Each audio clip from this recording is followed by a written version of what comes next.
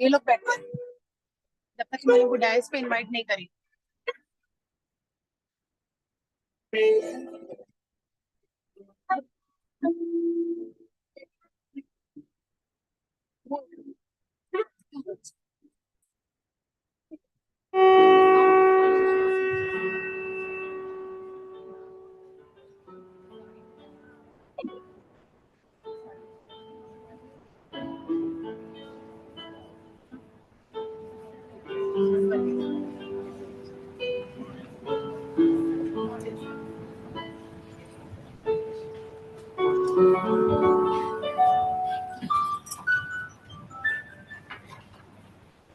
A very good morning to one and all.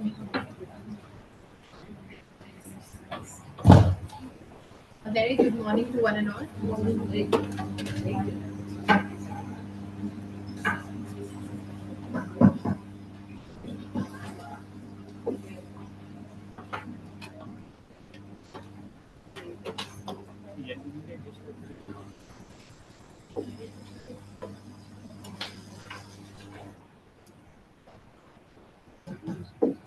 A very good morning to one and all. Thank you, Ruth, and thank you, Mary, for this melodious morning. Esteemed guest, Professor Jayashankaran, and our former Vice Chancellor, Kanchi University, Director General BIM, Honorable Principal, Dr. Sister A. Vijayarani, respected correspondent, Sister Daya Kumari, distinguished deans, IQAC coordinator, Dr. Smita Asthana, all the other deans, faculty members, participants from various institutions, and fellow colleagues, a pleasant morning. On behalf of the entire IQAC team, I take privilege to welcome you all to this national seminar. Let's start the day with the invoking, as it is our tradition. I request all of you to please maintain silence for the prayer. I would like to call Dr. Francina, Dean, PG Student Affairs, Director, MBA, and IQAC Additional Coordinator to lead for the Bible reading. And I also request Ms. Ruth, Assistant Professor, English Department, to carry out the prayer song. Ma'am, please.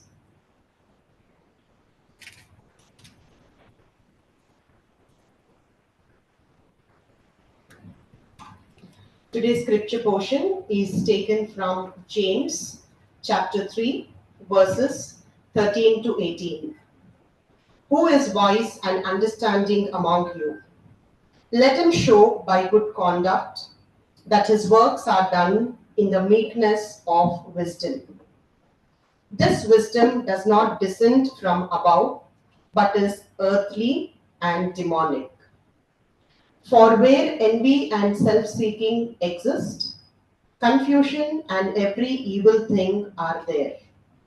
But the wisdom that is from above is first pure, then peaceable, gentle, willing to yield, full of mercy and good fruits, without partiality and without hypocrisy. This is the word of the Lord. Thanks be to God.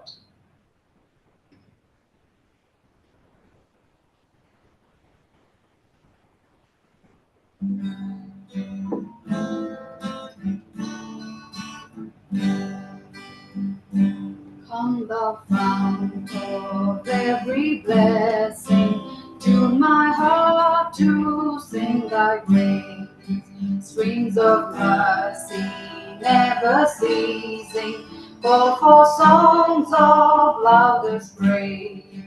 Teach me some melodious sonnet, sung by flaming tongues above.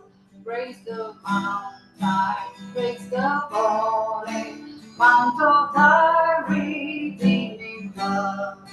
Here I raise my Ebenezer, here by thy great help I've come, and I hope by thy good pleasure safely to arrive at home.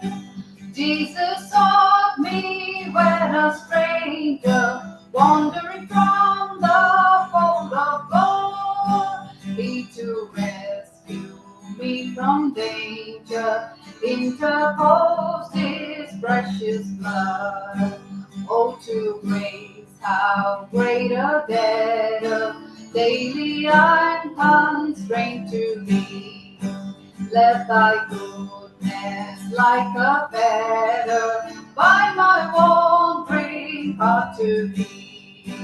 Prone to wander, Lord, I feel it, prone to leave the God I love. Here's my heart, oh, take and seal it for thy courts above. Here's my heart, oh, take and seal it for thy courts above.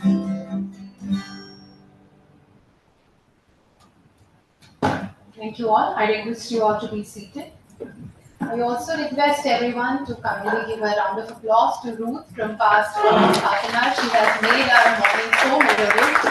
Thank you, Ruth, and thank you, Amrita. Indeed, this day is warm and pleasant, so I take privilege first of all to welcome you all to this national seminar organized by IQAC at St.Ann's College for Women on digital teaching learning strategies, advances and challenges. The seminar is being sponsored by Telangana State Council of Higher Education.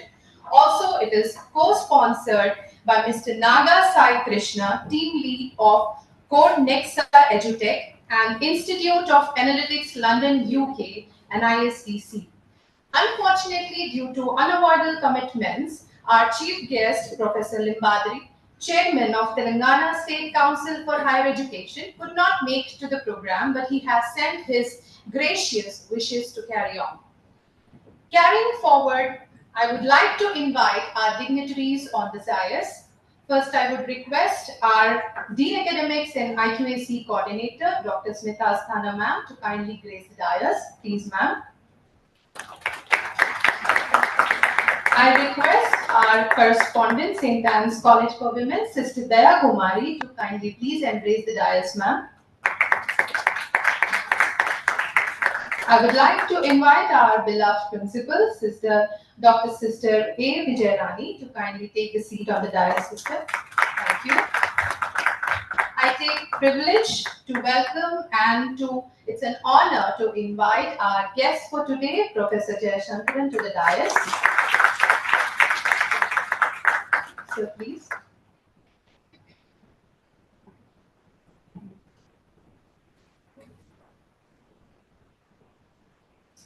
As the saying goes, happiness held in a seed and happiness shaped is a flower. Flowers are the medicine, food and sunshine to humans. So what is better than starting the day with floral greetings? I request our principal, Dr. Sister A. Vijayarani, to kindly present the floral greetings to our guest for today as well as the keynote speaker, Professor Jayashankaran. Sister, please.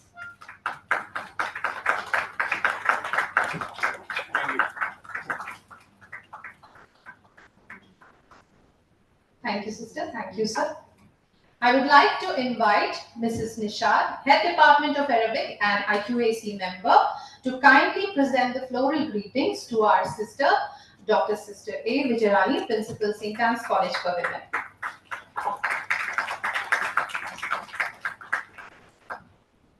Thank you, sister. Thank you, ma'am. I request Dr. Tasneem, Head Department of Zoology and IQAC member, to kindly present the floral greetings to correspondent St.Ann's College for Women, Sister Daya Kumari.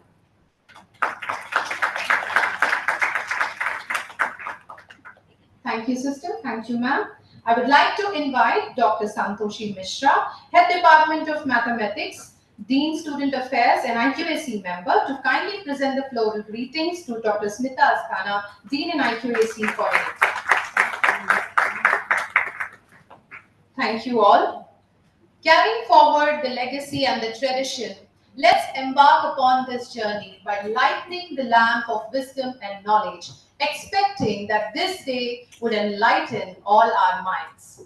I would like to invite all the dignitaries, Professor Jayashankaran, Dr. Sister Principal, Dr. Sister A. Vijayarani, Sister Correspondent, and Dr. Smita ma'am, and Dr. D. Srikala ma'am, convener for today's program and additional coordinator, to kindly light the lamp.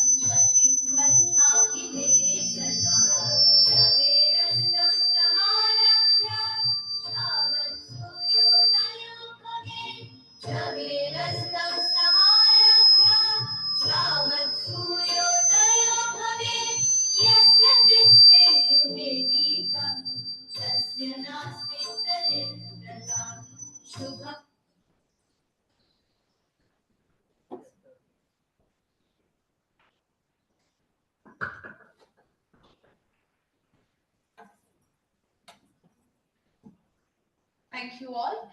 Moving forward, starting today's day, I would like to request our principal, Dr. Sister A. Vijayarani, to kindly deliver the welcome address. Sister, please.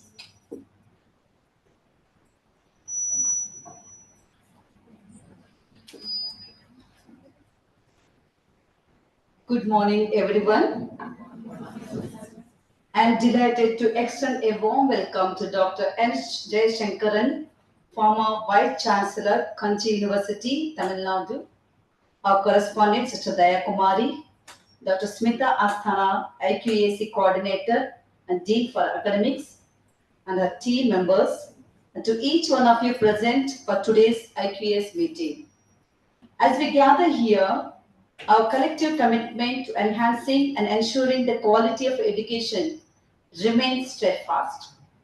The IQAC serves as the cornerstone of our institution's quality assurance efforts, fostering a culture of continuous improvement and excellence.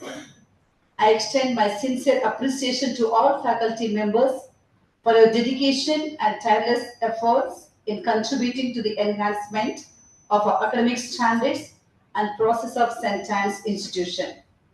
Your expertise and insights play a pivotal role in steering our institution towards greater heights of excellence. Today's meeting provides us with a valuable opportunity to review our ongoing initiatives, assess our progress, and chart a course for future endeavors. It is through collaborative discussions and constructive feedback that we can identify areas for improvement and implement strategies to address them effectively. Let us harness our collective wisdom and expertise to navigate the challenges ahead and seize the opportunities for growth and innovation. I encourage each one of you to actively participate, share your perspectives, and contribute towards meaningful outcomes that will further elevate the quality and reputation of our institution. Thanking Dr. N. Jayashankar for accepting our invitation. I once again extend my heart welcome to you, sir, and to all members of IQAC and the staff. To another speaker of the day, Dr. P. Murugan, Assistant Professor, School of Management Studies, University of Hyderabad. Let us embark on this journey together with enthusiasm, determination, and shared commitment to excellence. Thank you, and God bless you all, and wish you the best day today.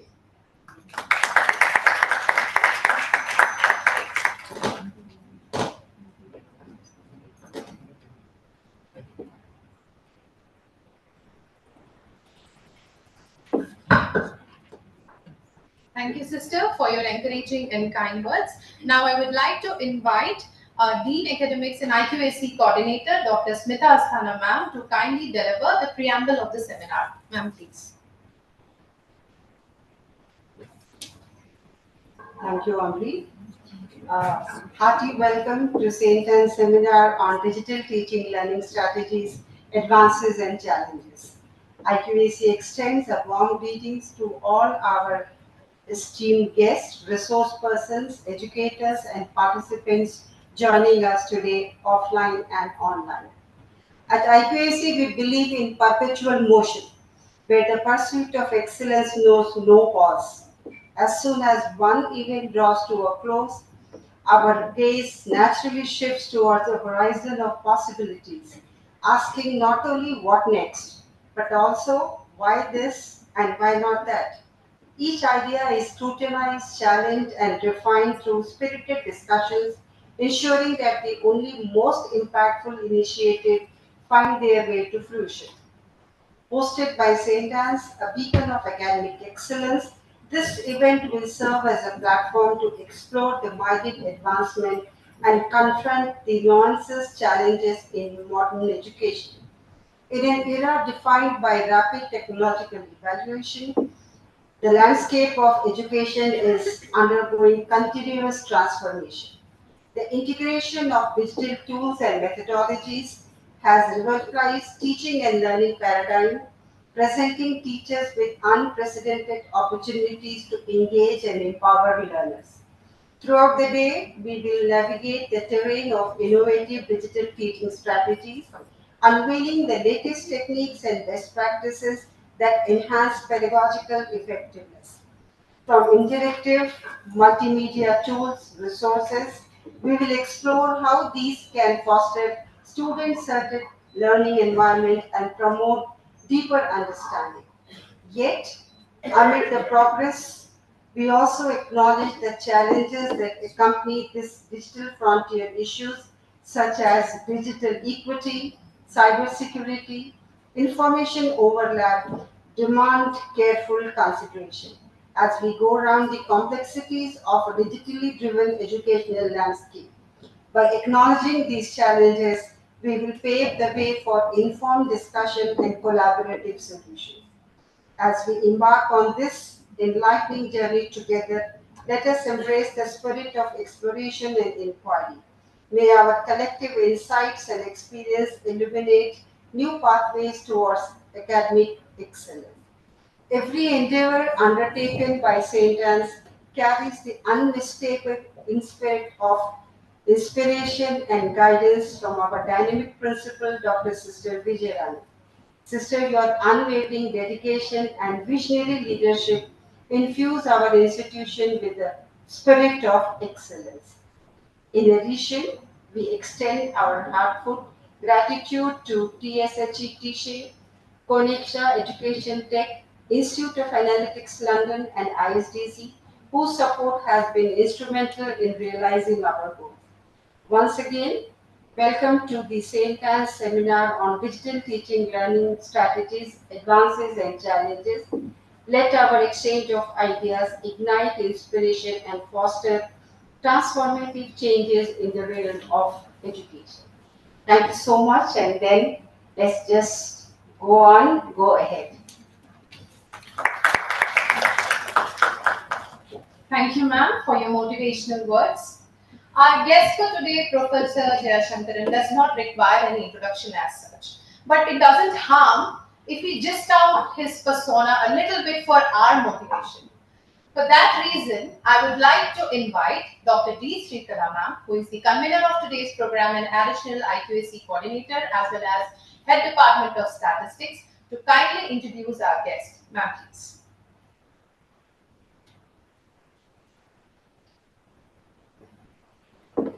Thanks, Amreen. A very warm morning to the dignitaries on the stage, and my special greetings to our keynote speaker and guest of the day, Professor N. Jayashankaran, sir. Thank you, sir, for being here with us and giving your valuable time. Yeah, sir, at high level of modesty, yesterday when I met him, he said, I gave the profile for your official record.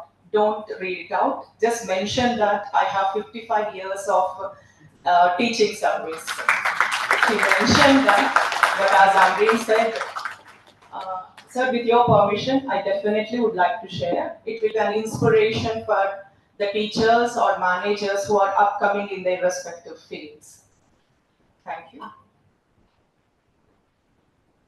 Yeah. Our distinguished keynote speaker is a nationally, globally recognized expert in the field of education and management. On record, Dr. N. Jayashankaran is an eminent professor of management and is rated as one of the top 5 professors of management in India under the merit list published by Business Standard.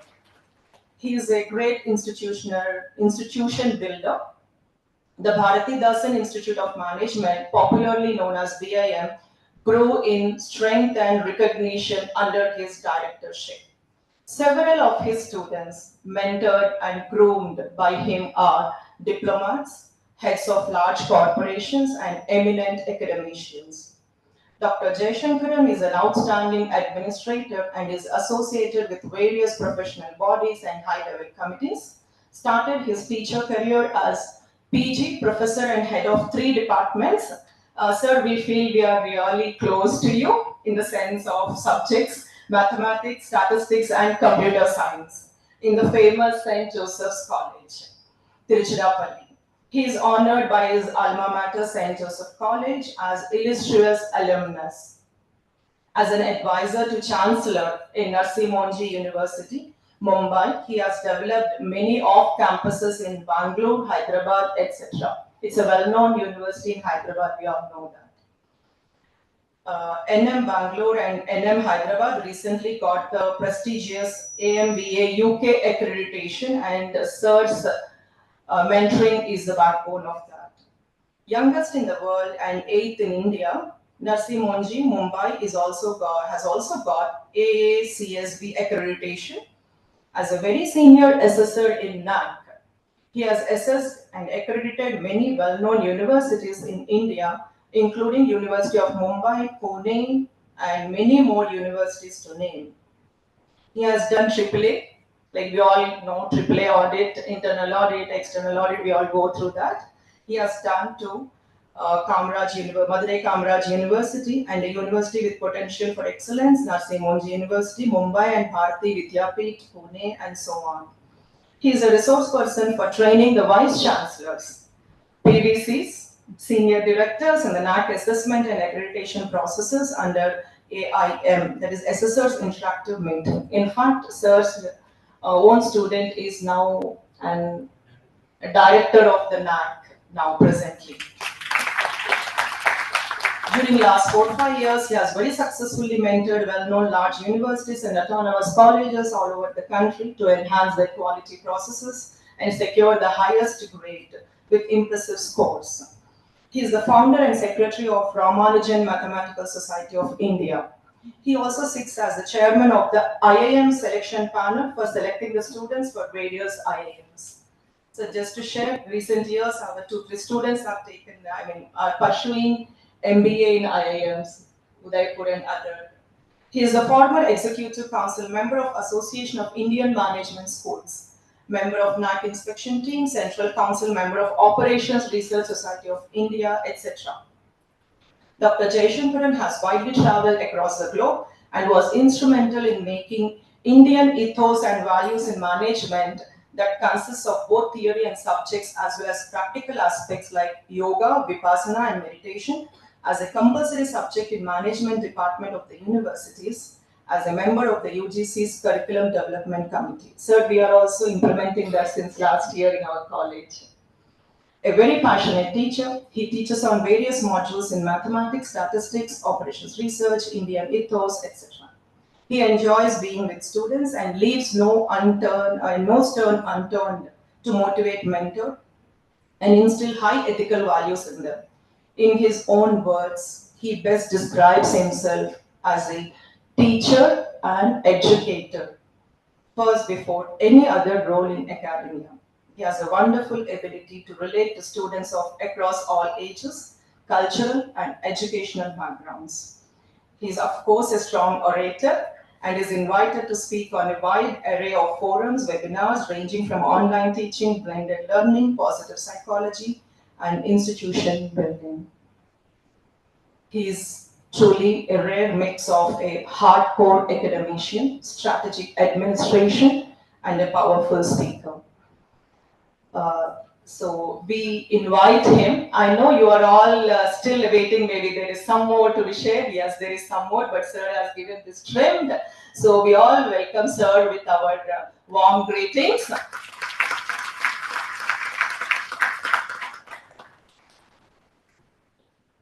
So now the stage is over to you.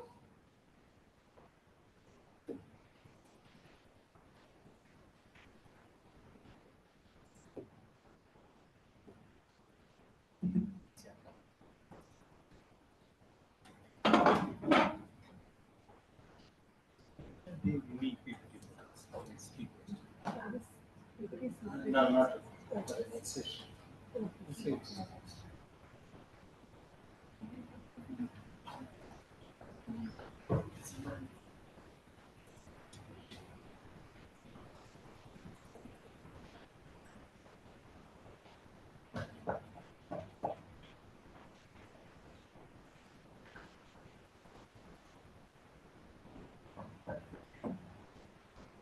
Is okay?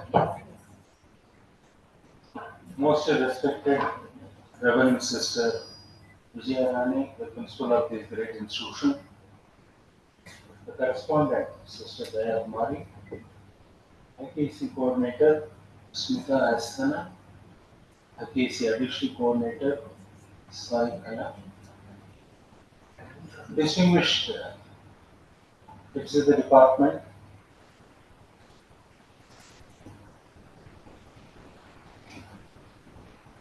distinguished heads of the department, faculty members, and my dear teachers.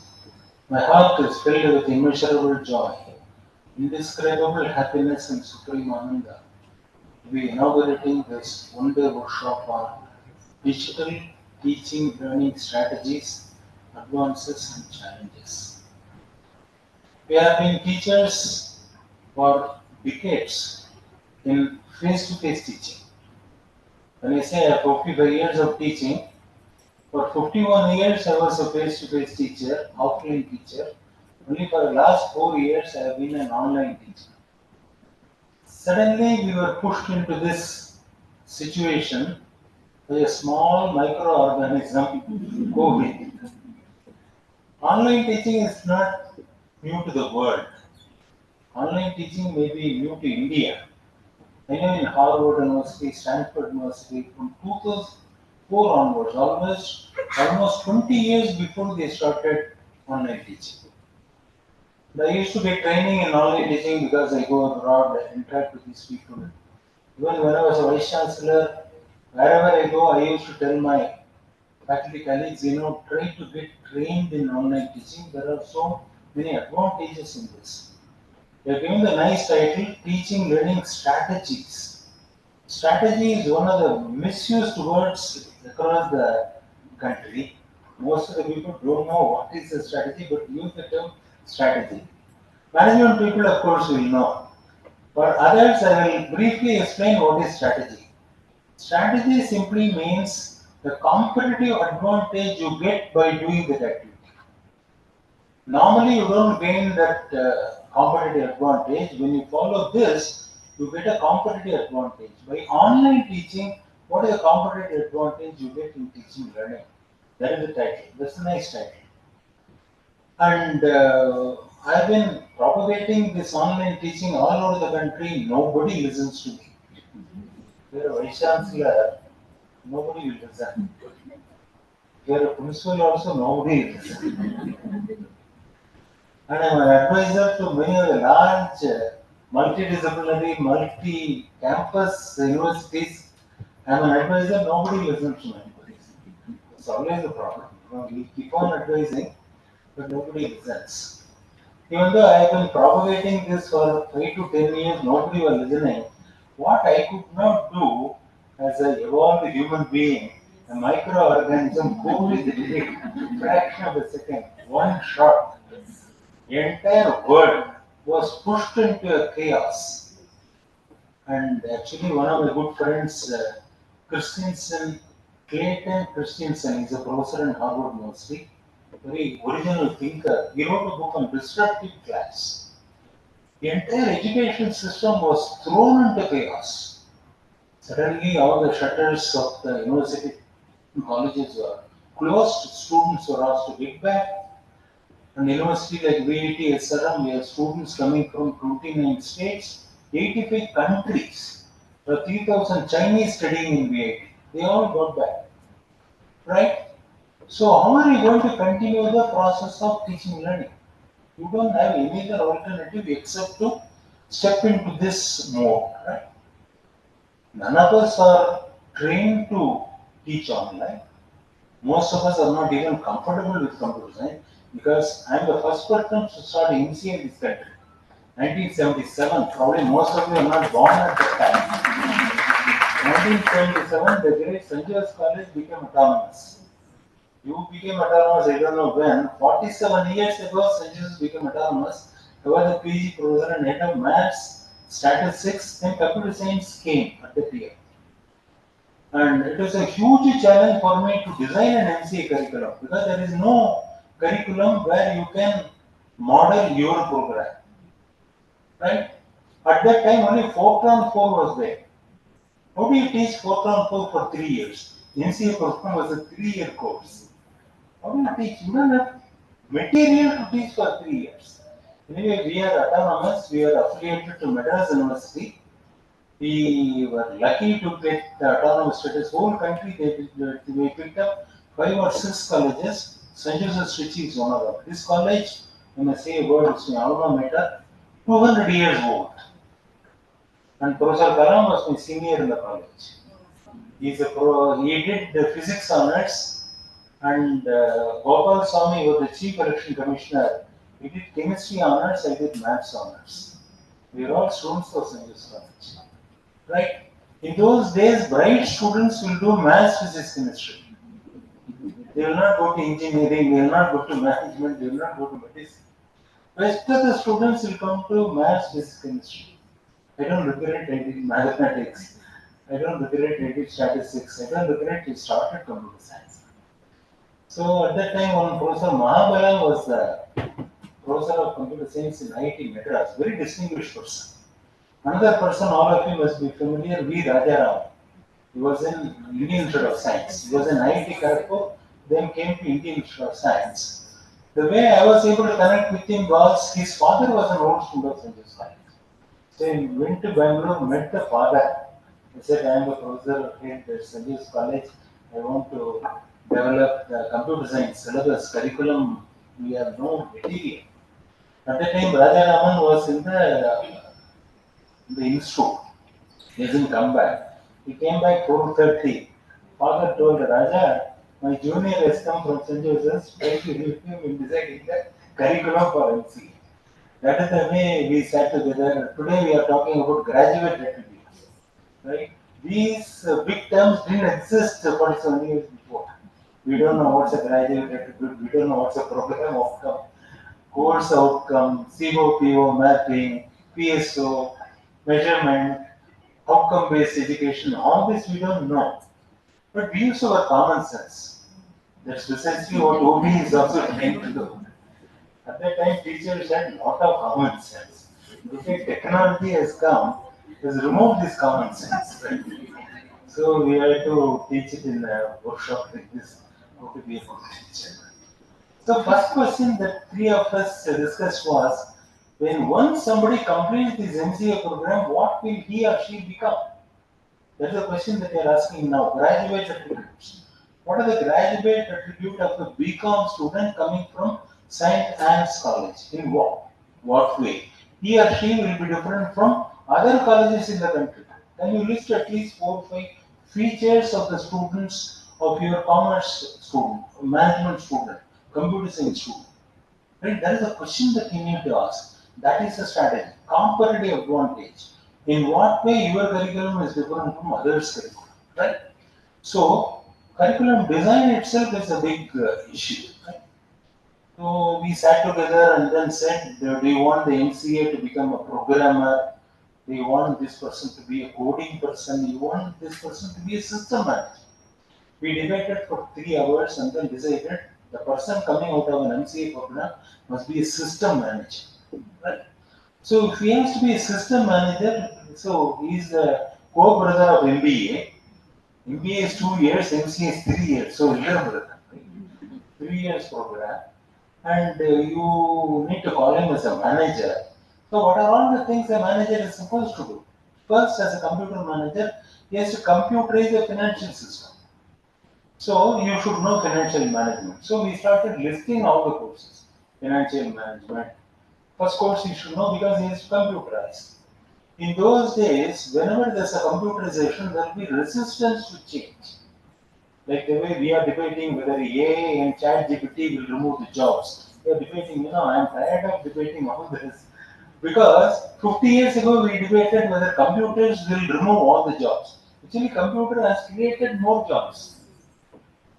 TCS, Wipro, Cognizant, all of them have created thousands and thousands of jobs in the last 40, 50 years. At that time, I still remember, there used to be a workshop, debates, will computers replace the human labor force? Nothing will happen. Actually, more jobs will be available.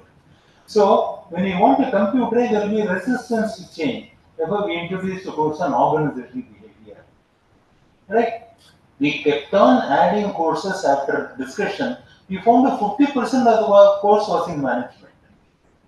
And remaining 25%, I included automatic formal languages. If there are MCA teachers, you know, this used to be there long back. I used to teach even in BSc, automatic formal languages, grammar, theoretical computer science. Another 25% we filled with mathematics, programming, linear programming, and optimization, basically optimization. That is the way we filled the curriculum for 3 years. And there was no MCA in this country. All the 30 students produced by me, they were absorbed by National Informatics Center. Seshagiri Rao came from Delhi. All the 30 were recruited by Government of India, one single other thing. I think now the curriculum has changed quite a bit.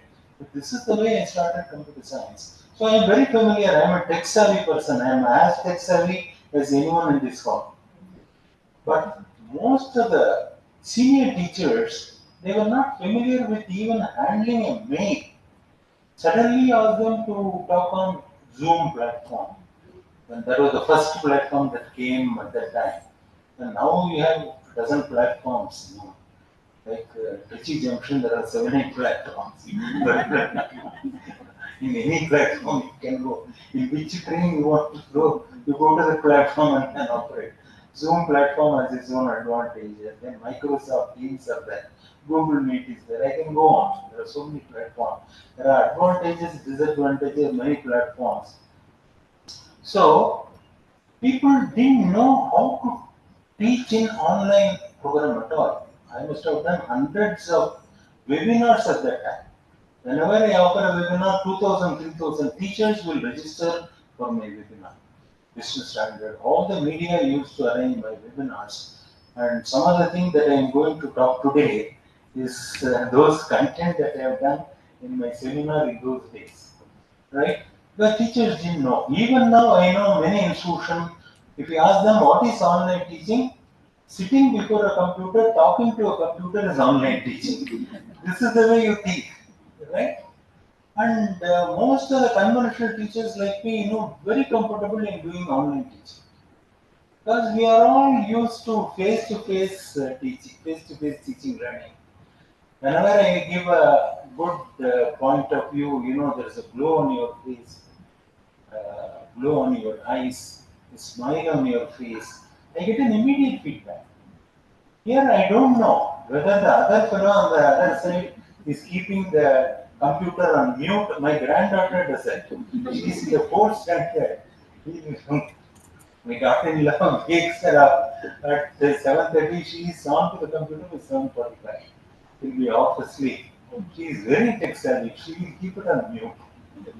Audio, video. Unless the teacher might three, then she will open up. Wake up from the sleep, open up.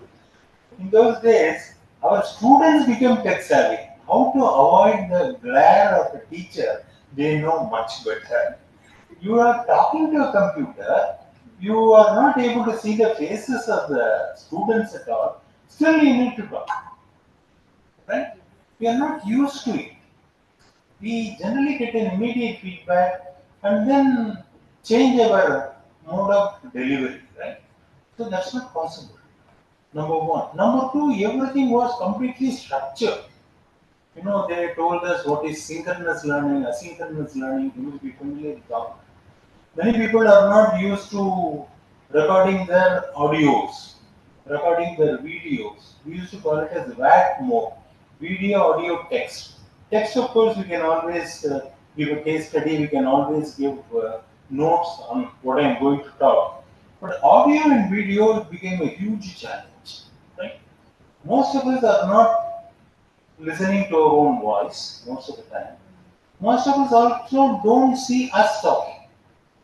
Right? Once you take a video and see yourself performing on a video, you're shell shocked. My God, 35, 40 years, the whole world has been seeing me like this. First time I'm seeing me talking like this. So in management, we call it as there are four cells, suddenly. No. What is that? No, Johari window. Johari window. So there are four columns. The inner self, I know about myself. I don't know some parts of myself. There is dark self, hidden self. There are four selves. Others perceive me. There are many things which you know, but many things which you don't know. There are many things you don't know, I also don't know. It's known as a dark self. So the way I talk, everybody knows I don't know. Everybody knows I don't know. So when I was a director in EAM, first exercise I used to do is give a topic for my students, ask them to speak for 3 minutes extempore, capture that video from 3 different angles. The same evening, myself and communication professor will go through the entire thing, make notes. Who is comfortable in speaking? Who is fumbling for words? Whose body language is so atrocious that it attracts you, distracts your attention? All that we make a note. Next day, we just play on the screen. All the 60 students will be there. 3 hours we play that. There are students from St. Stephen College in Delhi who will wax eloquence. There are also students from remote villages who is fumbling for words. He has never seen himself talking. Right? So after seeing this, you find a huge transformation in their behavior. They see themselves, I am doing such a messy job in talking. Right? So this was the case with many other teachers. When the video was taken on your lecture, when it is played, you are in a shell shock. How come I've been a teacher for 35 years? This is where I am talking, right? So this was another challenge that teachers felt at that point in time. The third thing is when you are in a setting like this, collaborative learning will take place because ice breaking will happen, So teacher to student, student to student, student to subject, all these interaction will happen knowingly or unknowingly. They will talk to themselves, in the library, in the computer center, in the hostel, in the playground. The natural interaction will happen. Whereas here, all the students are scattered all over the country, all over the globe for some minutes. So major problem for us was time zone. When I'm talking like this, an American student will be here till 12 o'clock in the night. Then raised an objection, why should we alone keep awake in the night? Let Indians also keep awake in the night. So on some days, Indians will have to listen to the lectures at 12 o'clock in the night. Americans will be happily listening to the lecture during the daytime. So these are all challenges that we face. And the students are across the world, what kind of challenges you face? I mean, when you're in the class, you don't face all these challenges. Another thing that happened was we are used to 10 to 4:30. You are also having some fixed time. So when they were scheduling the classes, they scheduled at 10 o'clock, 11 o'clock, 11 to 12, 12 to 1, afternoon 2 to 3, 3 to 4. This is not the way to conduct an online teaching at all. This is one of the bad practices of conducting online teaching. There are 10 best practices on online teaching. If time permits, I will spend one or two. This is a bad method of online teaching because we are used to it. All the schedules in all the colleges, universities, they are doing the same schedule, like the way we do the face-to-face schedule, right? So, at 10 o'clock we start, 11 o'clock we finish. 11 o'clock another teacher will come continue. Students were tired because look at it from the perspective of a student. They are sitting before a computer, sitting in a room, probably all alone, maybe enjoying some coffee or tea, and then listening to your lectures, right? How long they'll be sitting like this and listening to you, day after day, week after week? So they were disengaged with the teachers. Most of the students were disengaged. Without your knowing, they are disengaged. If they are disengaged in the classroom, they will look at the watch. Immediately, you will know you are boring, and therefore they are looking at the watch. Right? In online, you don't know how many are engaged with you, how many are disengaged with you. Right? So it became a huge challenge for the teachers to teach online. But very quickly, when once you understand the issues involved in online teaching, you are able to get over those problems and develop the skill to become an effective online teacher. Within 3-4 months, people are able to become efficient online teachers. Of course, they have to undergo lots of training. In VAT, I trained 2,500 teachers, VAT 4,500 teachers. In NM, about 1,000 teachers. We have to constantly train the teachers as to be how to be an effective teacher in online. So we have now to some extent know what is online teaching, but many of the nuances of effective online teaching, even today, I feel not many teachers know. How many of you have read books on online teaching?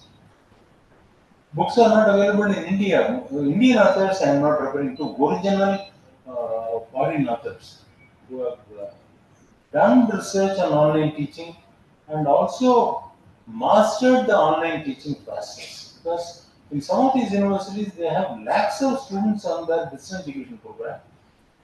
There's an online courses are offered, so they have mastered. So you need to some of those. I actually imported those books, very expensive books, and I started relaying those healthy practices to the rest of the teachers in our country. But I also mastered the ability to be effective on online teaching.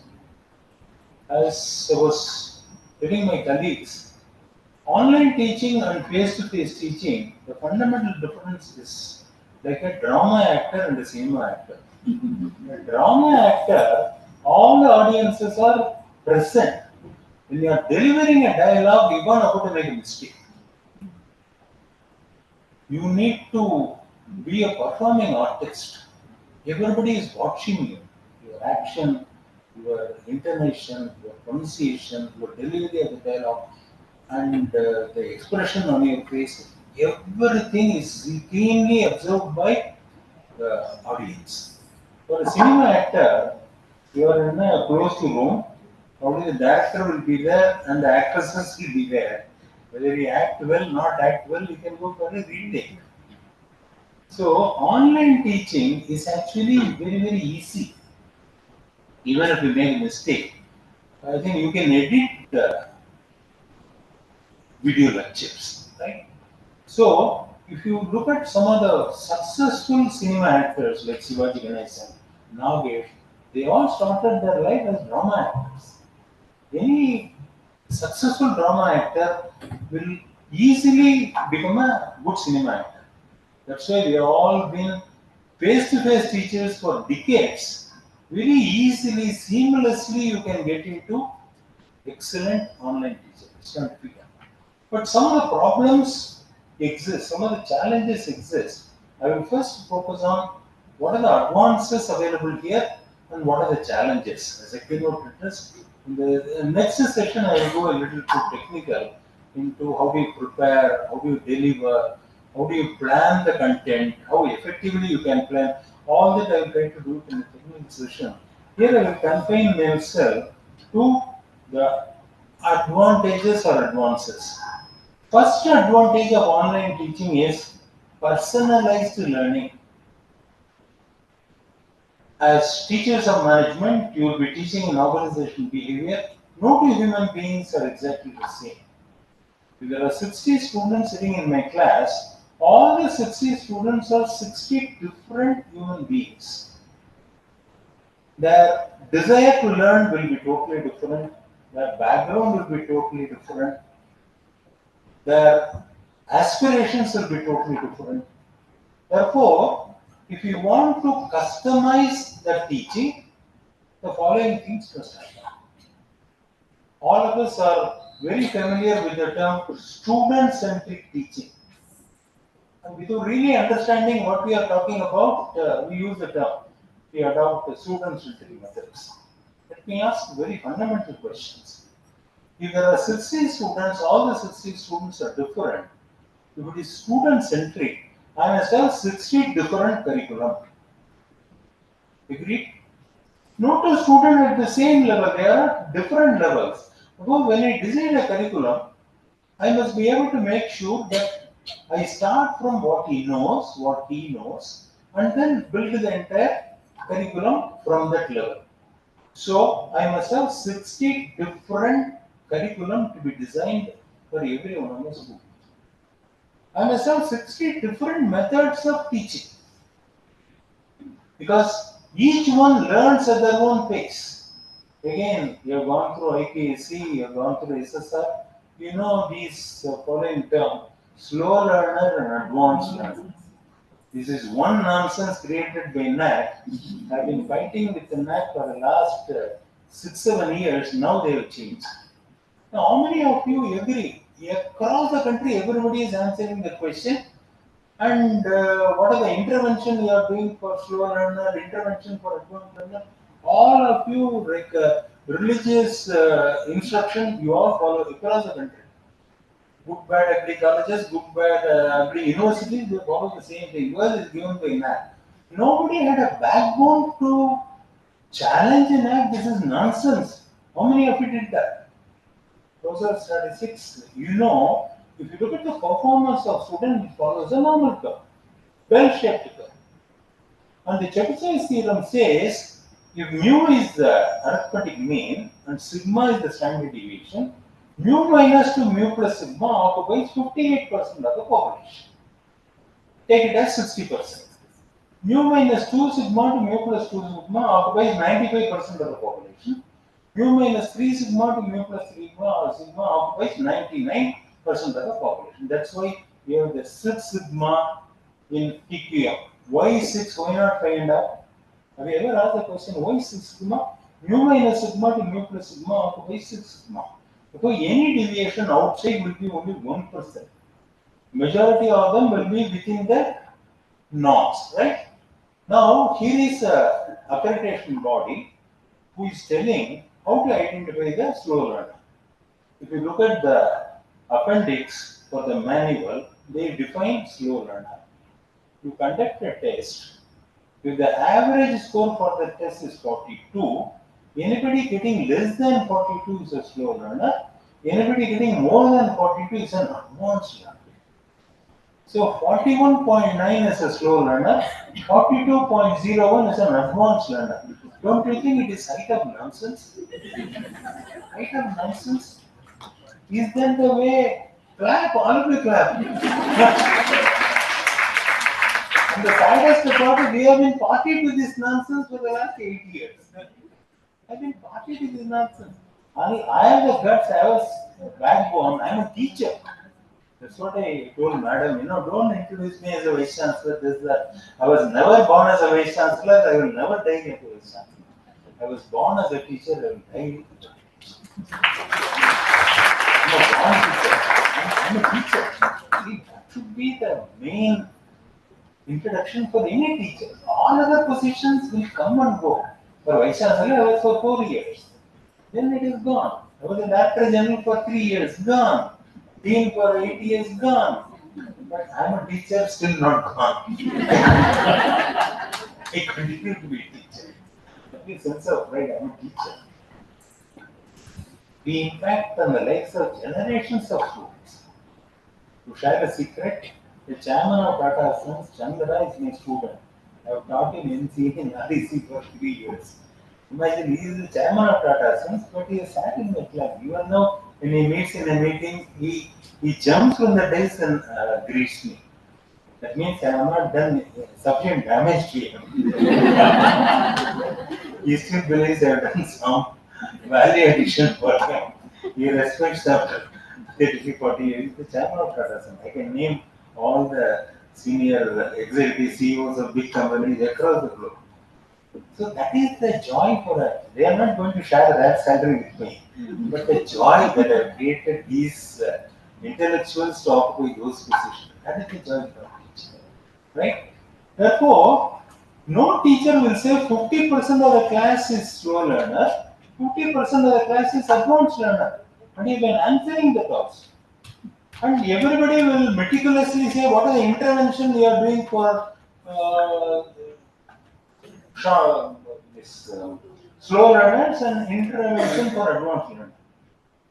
But most important thing is, after your intervention, how many slow learners became slower learners?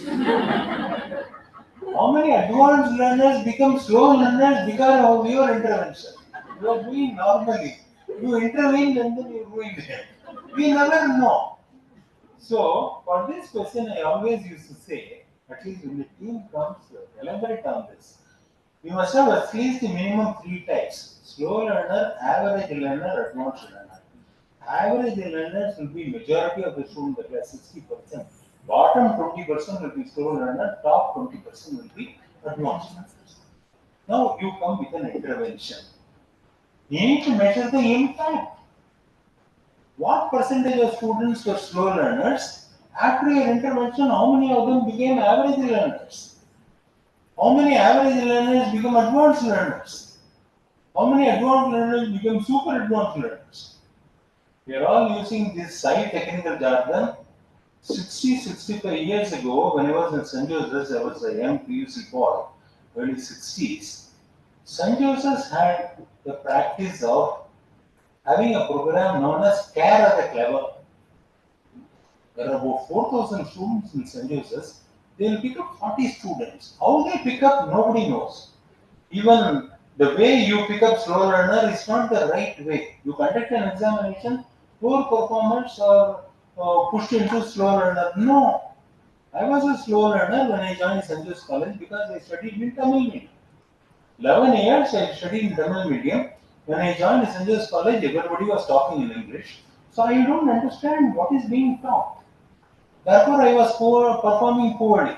Not because I am less intelligent, I don't understand. In St. Joseph's College, they used to have a nice initiative. They will collect 10 rupees, and all the students who come from vernacular medium, they will be taught by top-notch professors of English. We are about 30-40 students in PUC from vernacular media. Reverend Father Lawrence Sundaram, Reverend Father T.N. Sekira, they will teach only Amen literature. When they are authorities on Shakespeare, when they come to the class, they will not have the textbook. They will enact the dialogues. I mean, I used to memorize. Looking at such teachers, we memorize paragraph after paragraph, dialogue after dialogue from the Shakespeare. The way they speak, you'll be sitting like this. When will I become a speaker? It is not the grammar, vocabulary that they taught us. The way they were speaking, there is rhyme, there is music in the way they speak, such a fluent speakers. All of us will be sitting like this. When will I become a teacher like this? That's it. Within 3 months, all of us become eloquent speakers. It is not by reading Renan Martin, it is not by reading a dictionary, increasing your vocabulary, the role models of the teachers. One calculus universal. If it takes up 1 hour subject, you will become a mathematician. You will create a passion for the subject. They never trained us to write an examination. Passion for the subject. So they will say, I have converted all these students to take enormous interest in mathematics, enormous interest in literature. Today, I know some of the senior professors think it is infra-dig to go to an undergraduate class and teach. Your senior professors of PG classes who will teach only Shakespeare, Milton, and Keats, such people will come to poor speakers in English at the PUC. They transform us within 3 months, daily morning 9 to 10, evening 4:30 to 10:30. From being a slow learner, I became a clever boy after 3 months. I was chosen, I did BSc Maths, I was chosen as a member of the CARE of the Clever. 40 students out of 4,000 students. We will be directly under the control of the principal, Ram Matthias. Powerful speaker. He trained me in oratory. He also used to train us how to welcome, how to introduce a speaker. How do you give a welcome address? How do you give vote of thanks? These are all difficult jobs, but must be done, must be able to do it in an interesting way. Right? So, they trained us. Now, after 50 years, when I look back, all those 40 students, I never knew at that time I will become a Vaishnav. I never knew my colleague Alex was doing MA literature, will become DGP of police in Tamil Nadu. Another Father Xavier Alphonse, he was a principal of Loyola College, became UGC member. All those 40 occupied very high position at a later point in time. The kind of training was given by a team of teachers, headed by the principal, and then they were actually developing the personality of every one of us. Right? So this they did almost 60 years before, without all these technical jargon that we use. The point that I'm trying to convey is in every class, there will be slow learner, don't look down upon a slow learner. Slow learner may be a deep learner. Fast learner may be a shallow learner. He learns very fast. He only touches the tip of the grass. That's what happens, right? So you are not learning deep when you are a fast learner. You are not learning deep when shallow when you are a slow learner. Doesn't mean that, right? So now we are attaching a bad connotation to all this. But the fact remains, if you have 60 students, there are 60 different types of learning experience. Right? So there are different types of learning experience, therefore I need to have different methods of teaching. You must have 60 different question papers. Right? The curriculum is different, method of teaching is different, question paper also must be different. Then you are meeting student-centric teaching learning. Otherwise, we are only using a technical jargon without meaning any speciality to it, right?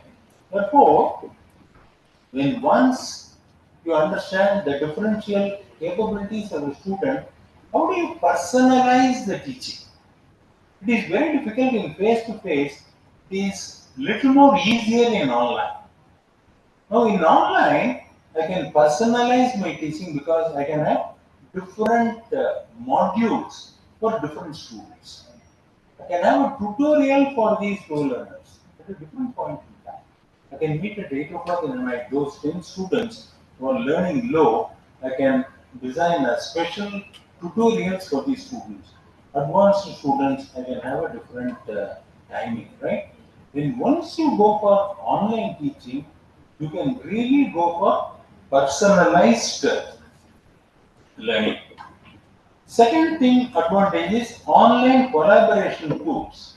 As I said, when you are face to face, there is an opportunity for us to collaborate with the students, teacher to student, student to student, student to teachers. You know, there's an opportunity because you tend to meet all of them over a period of time, right? So there's an opportunity to learn through collaboration. See, this collaborative learning is very, very important. There's a beautiful Sanskrit word recited 5,000 years ago. It talks about how a student learns. Acharya Padam Adarte, Padam Sishya Sumedeya, Padam Sahabrahmacharibhya, Padam Kalakramayacha.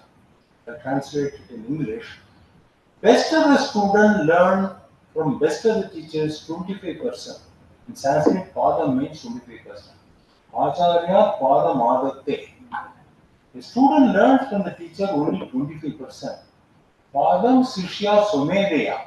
By the personal efforts of the student, he learned the remaining 25%.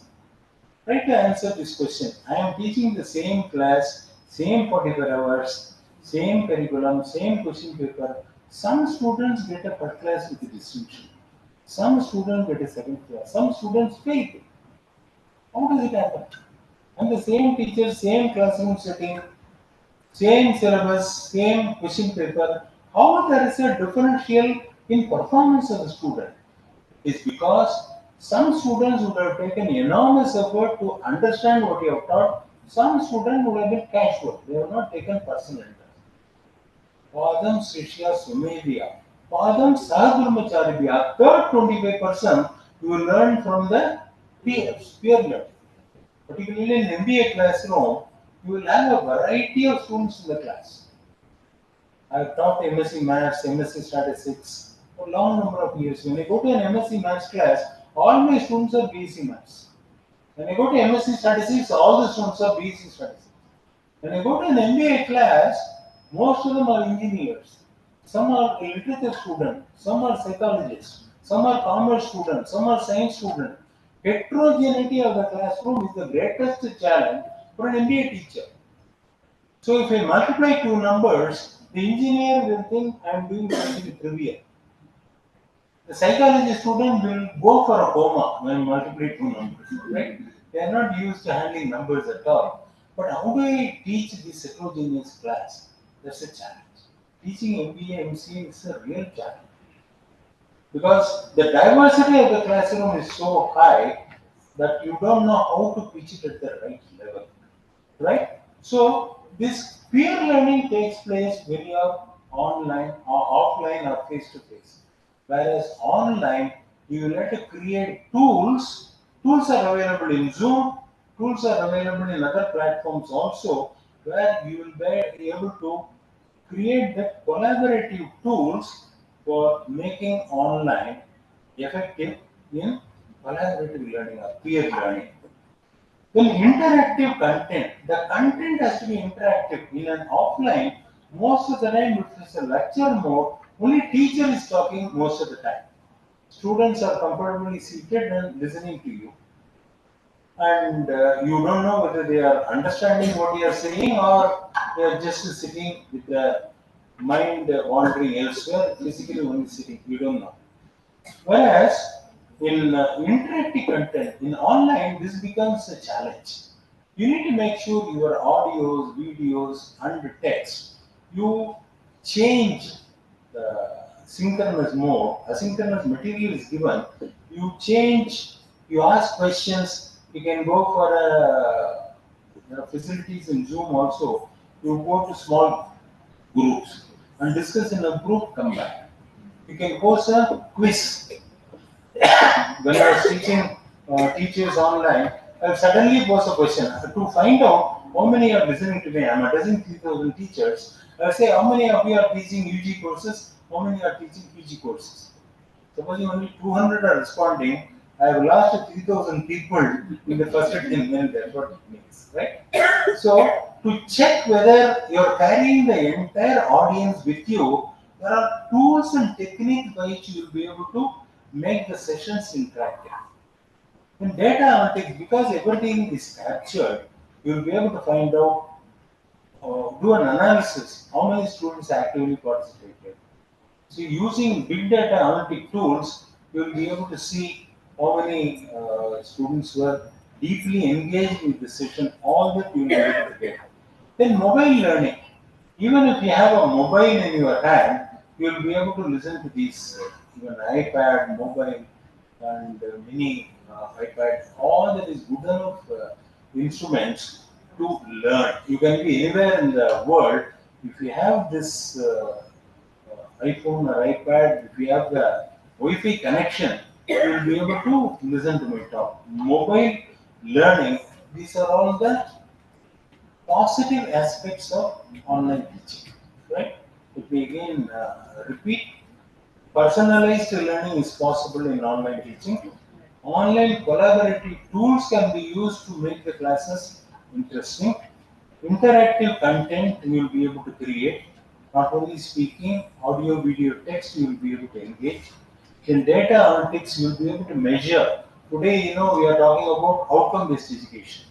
You can actually measure the learning levels of the students over a period of time, whether it is going up, stagnant, or coming down. We will be able to measure that through big data analytics. Then mobile learning. These are the advantages of online teaching. What are the challenges? The challenges are, first challenge is access and equity. This is a major challenge. When in VAT we started this online teaching, all the teachers were able to equip them. But the student sitting in a remote village in Rajasthan doesn't have a Wi-Fi. He's coming from a poor family. He doesn't have the luxury of owning a mobile or a laptop. He doesn't have that instrument. So he is at a disadvantage. He's not able to listen whatever. So what we did was, some of the top universities gave 1,000 rupees for all the students during the period to charge their mobile cards. Data cards they were able to charge. 1,000 rupees we pay with a view to support them to listen to us, right? So the greatest challenge is access. Your online lectures are not accessible to the student. The other point that I mentioned, we are all across the globe, time zone. Australia, it is some of the time, US some of the time, UK some of the time. You are giving a talk at a particular time, it may be midnight for them. How will they respond to you, right? These are all other challenges that we face. Equity, if you have money, probably you will be able to buy an iPhone, you will be able to have a card, and you will be able to listen. If you don't have, you are at a disadvantage. This is the first challenge that we faced.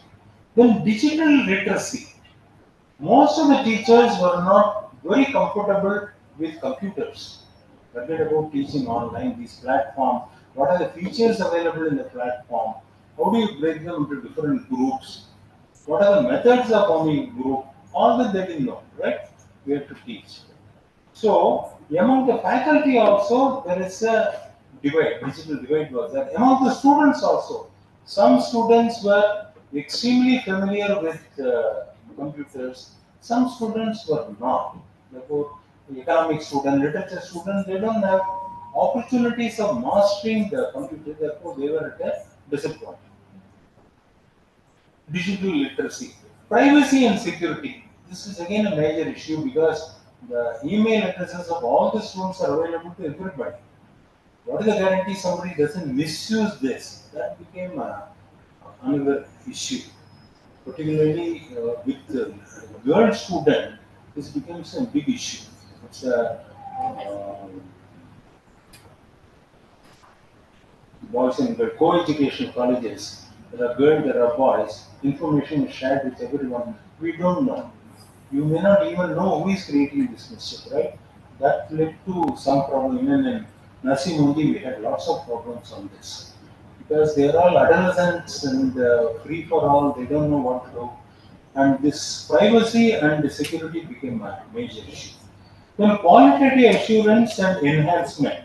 That's again, of course, OBE we talk about when I travel across the country, except Canada, not many states are fully conversant with this OBE. Anyway, I will ask a few questions in the next session. Let me see how comfortable you are in deeply understanding even the basic vocabulary. For example, in OBE, you call MSc as a program, functional analysis as a subject, whereas in OBE, no, as a course. In the regular thing, MSc Maths is a course, algebra is a subject. That is the way we used to use. Whereas in Washington Accord, whatever we have been calling as a course, they were calling as a program. Whatever we are calling as a subject, they are calling as a course. So this itself caused tremendous confusion across the country. So OBE became slightly difficult to implement. Over reliance of technology. So we rely too much on technology that emotional connect became a major issue. In a traditional classroom teaching, you require an emotional affinity with the students. We call it as Guru Shishya Parampara. The emotional affinity is developed that is totally missing in online teaching. Right from the admission, you don't even interact with the student face to face, right? So you don't develop that emotional connect. We are only technologically connected. This does not lead to a strong bondage between the students and the teachers. This is one of the challenges that online teachers face. So I'll stop here for the break, and then after the break, I will start the next session. Thank you.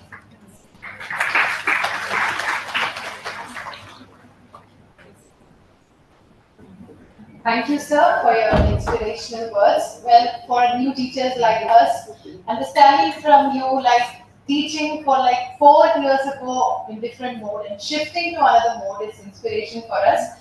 I would also quickly like to share I'm a VITN myself, and before COVID started, they have a course program there for research methodology, which was taught online.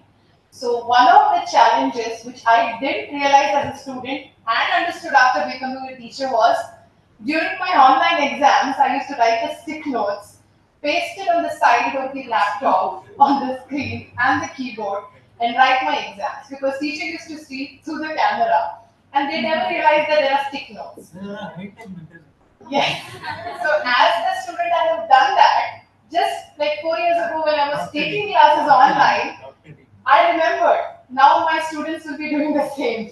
And how will I come over this challenge? So what I decided to make them sit little bit far away from the laptop so that they should not be able to read what they have written. So these are small challenges that we all have faced and we have learned a lot. Thank you so much, sir. We will proceed with our seminar now by release of the souvenir. Okay.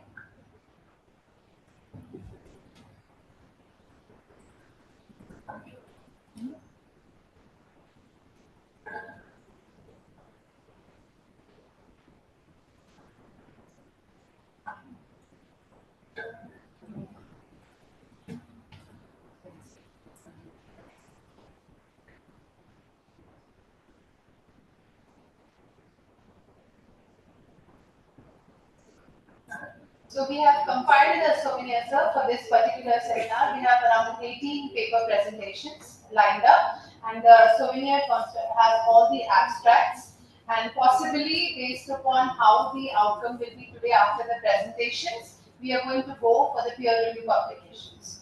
So we'll wait for a couple of minutes and then we may launch the souvenir.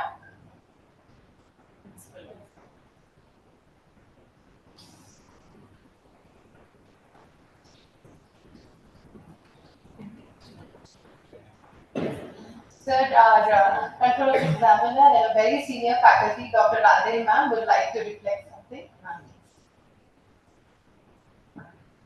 Good morning, everybody. Namaste, sir.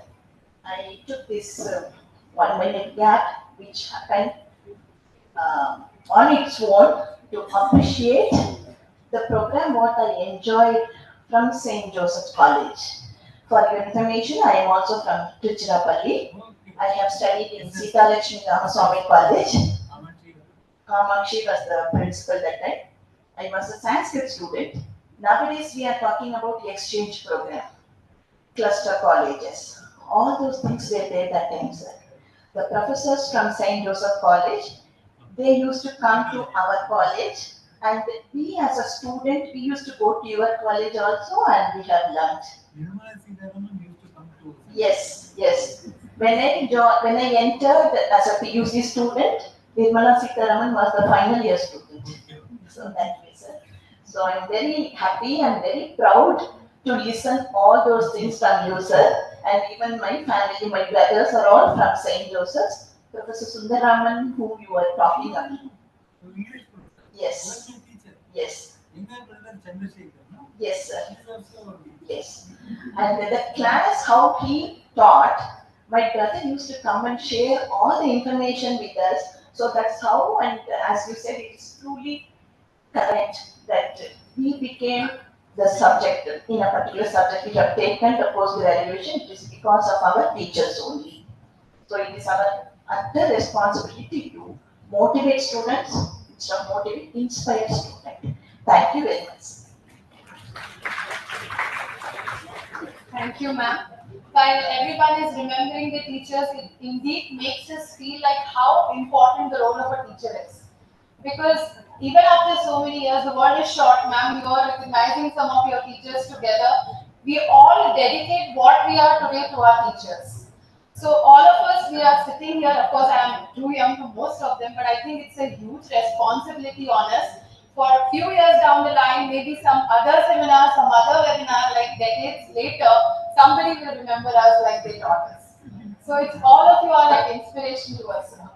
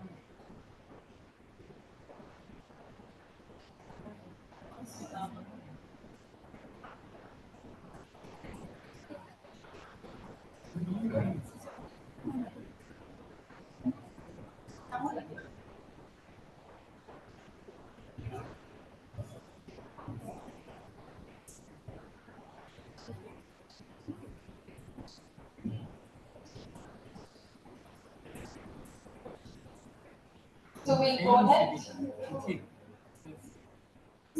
With so many release, I request our guest, Professor Jayashankar, Principal, Dr. Sister A. Vijayarani, Dr. Smita Ma'am, Dean and IQAC Coordinator, Dr. D. Srikala Ma'am, Convener of the Program and Additional IQAC Coordinator, to kindly, Dr. Radhe Ma'am and all the dignitaries, to kindly release the souvenir for today's seminar.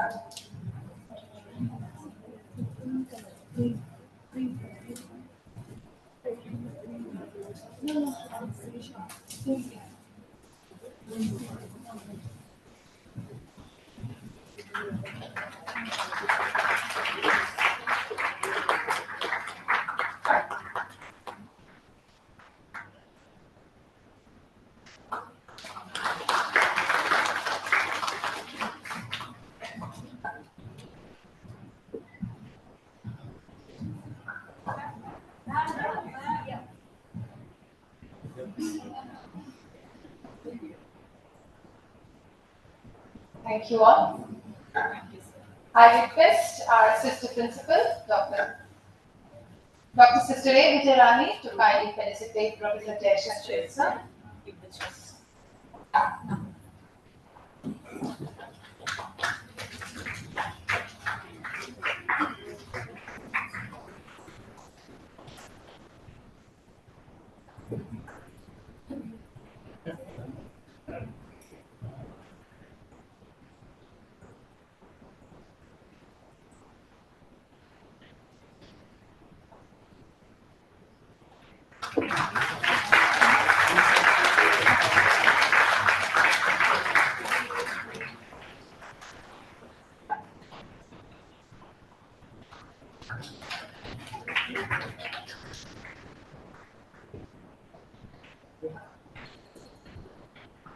Thank you, sir. Thank you, sister. Before we move on, I would like to thank and express our gratitude to our sponsors, Telangana State Council for Higher Education, co-sponsors, Mr. Naga Sai Krishna, who is the team lead of Codenexa EduTech and Institute of Analytics, London, UK, and ISCC. Before we move on to the technical session, I request all of you to kindly gather near the UG block entrance for a group photograph, followed by a short tea session, and then we'll assemble here again by 11:15. I request you all to please make a move. Thank you. Please assemble near the portico of UG block for a group photograph. All the faculty members. Thank you.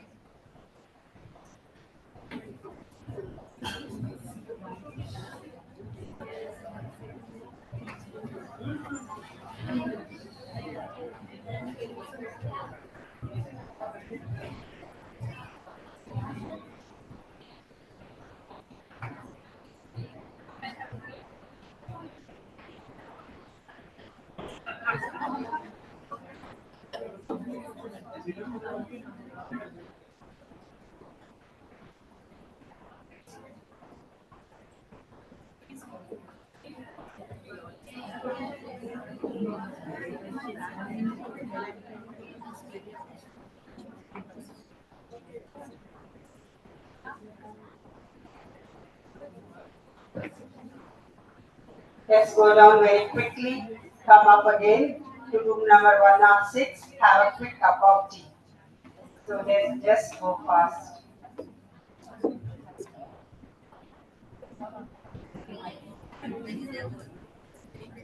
We will give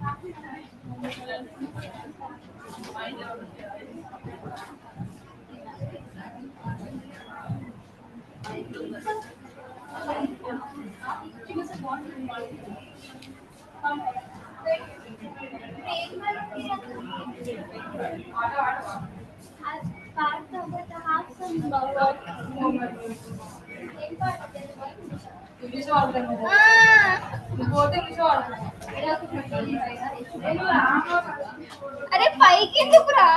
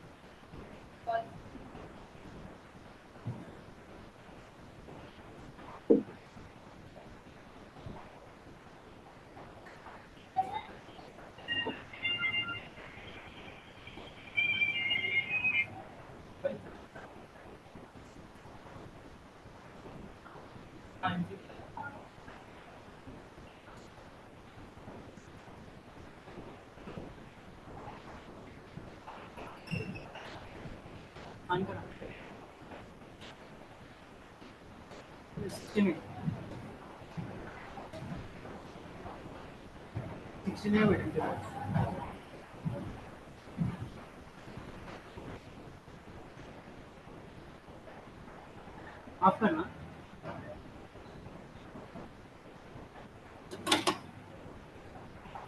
of कर दिया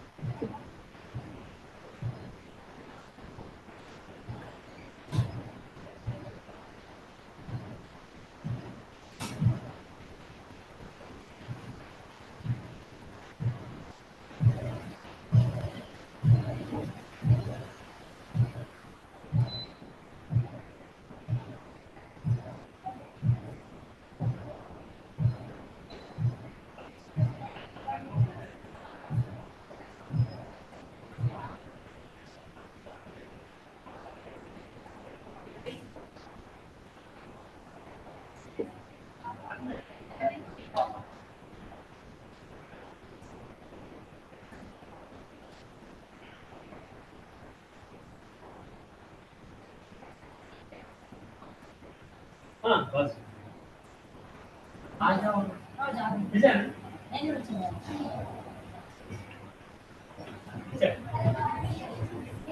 थोड़ा ऐसा नहीं लगाना था। सामने लोगों को बैठे को प्रिंसिपल थोड़ा वो देखिए ऐसा और कैसा करें प्रिंसिपल को थोड़ा गुस्सा आया। क्या चाय जल्दी पीने आ जाते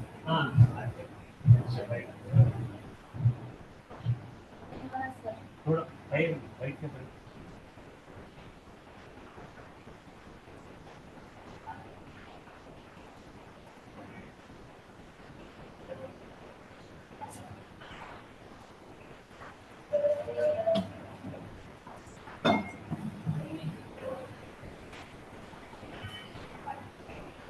అవి కూడా చూడమను వెనక ఏసీ ఏదో వెనక ఏసీ ఏదో రాలేదంటుంది రాలేదు ఒకటి రావట్లేదంట అదే రెండు సార్లు అన్నారు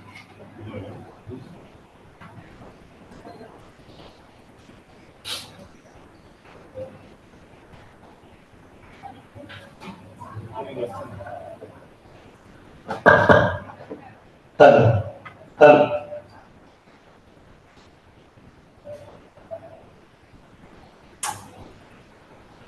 hello check hello hello hello check hello hello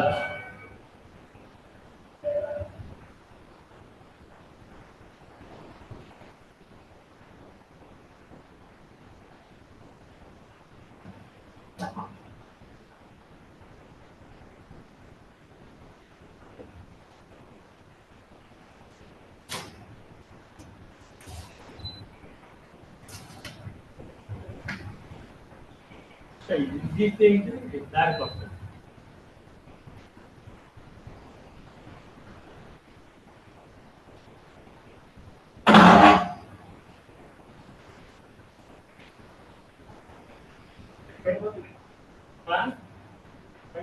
trip అయిందా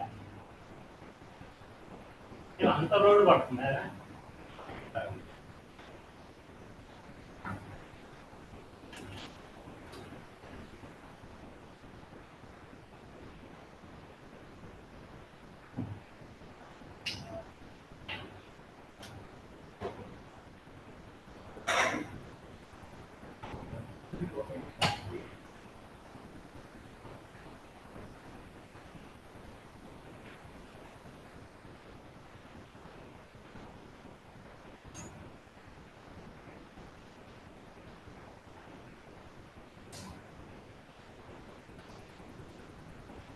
అన్నీ ఓపెనే ఉన్నాయా కిటికీ చాలా అందుకేనా వేడి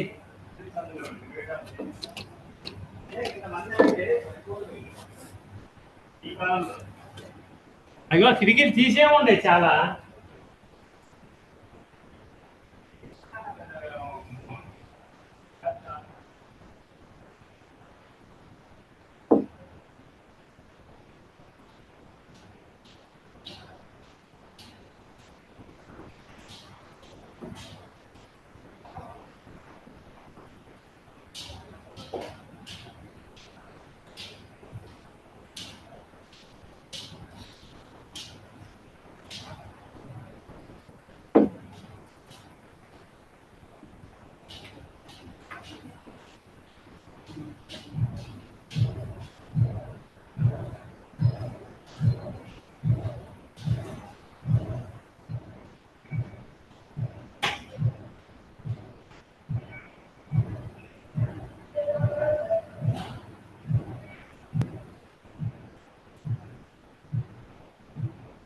ముందే స్నాక్స్ అయ్యి ఉండగా పోయి నీళ్ళు తాగిరన్నా నీళ్ళు తాగిపోతాను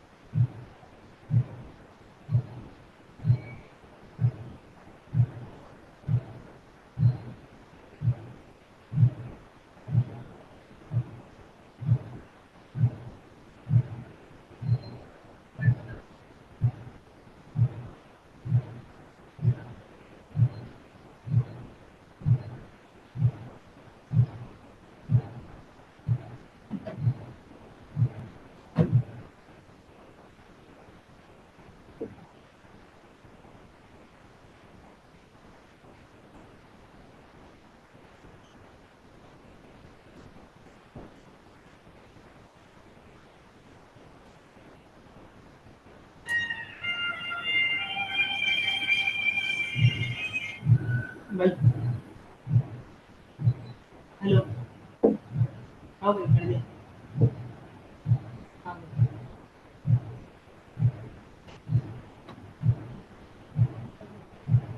Ready for it?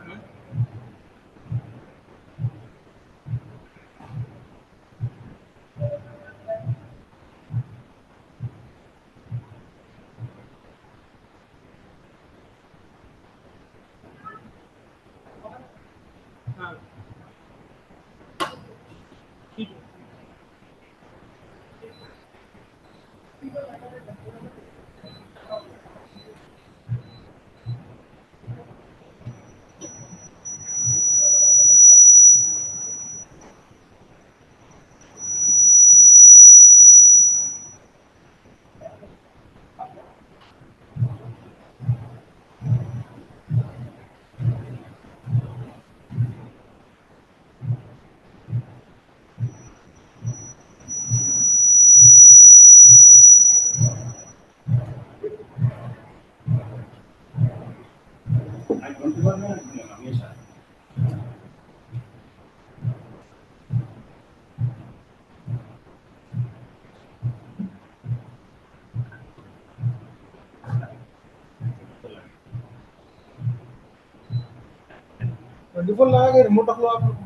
नहीं रखने को प्रिंसिपल प्रिंसिपल को इधर बैठ के प्रिंसिपल की बात बोल रहे हैं क्या क्या बोला बोलो क्या बोलना उनसे अरे क्या नहीं देंगे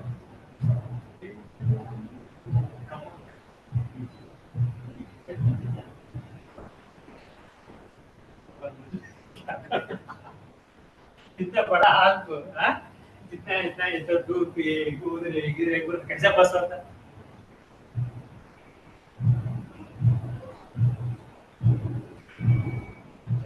चेंज करना पड़ता ना ये 10 साल का ऊपर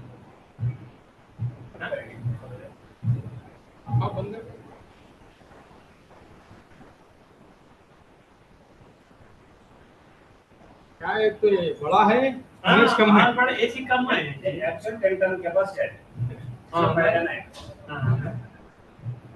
फिर भी 1.5 की जगह 2 टन था तो आपको 2 टन रहना 1.5 से का पूरा 2 टन అయితే మొత్తం 2 టన్ అయితే సరిపోతుంది సరిపోవడం కాదు ఇంకొకటి పడుతుంది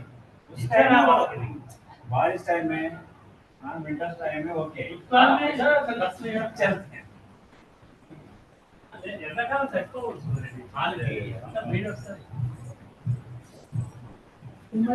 సార్ వెళ్ళి అక్కడ కాఫీ టీ సమోసా తీసుకోండి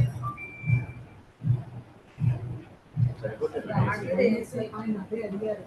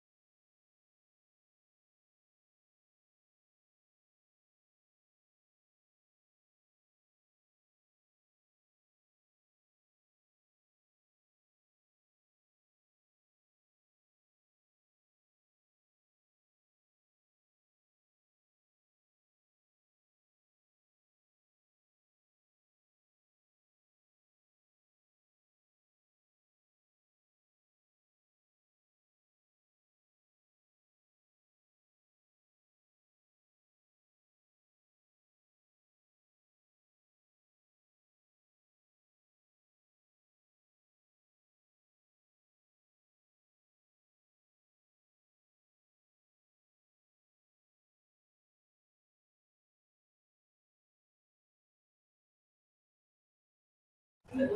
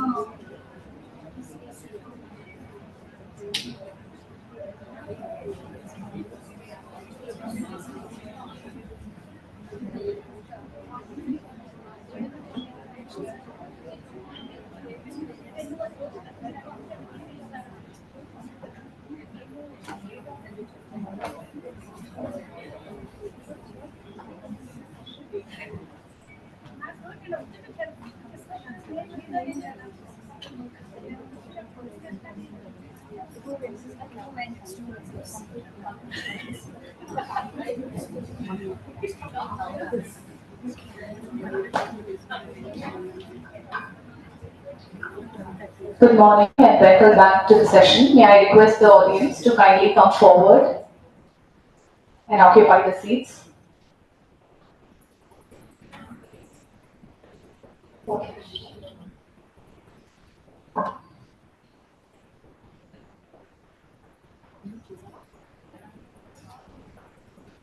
Welcome back, dear participants, to the technical session 1 of the one-day TSHE, Telangana State Council of Higher Education, sponsored national seminar on digital teaching learning strategies, advances and challenges, organized by St.Ann College for Women.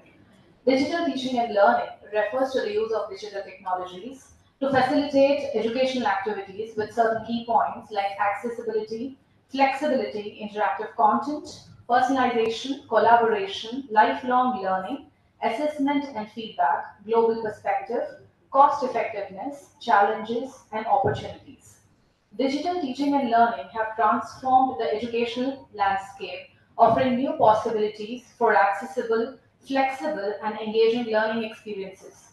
Designing online content involves crafting digital material like articles, videos, infographics, podcasts, and social media posts to create valuable content and encourage engagement among people. To give us deep insight into designing online content, we have amidst us Professor N. Jayashankaran, former Vice Chancellor, Country University, Tamil Nadu. Technology will never replace great teachers, but technology in the hands of great teachers is transformational. May I have the privilege of inviting our renowned speaker, Professor Jayashankaran, to take over the session. Welcome, sir.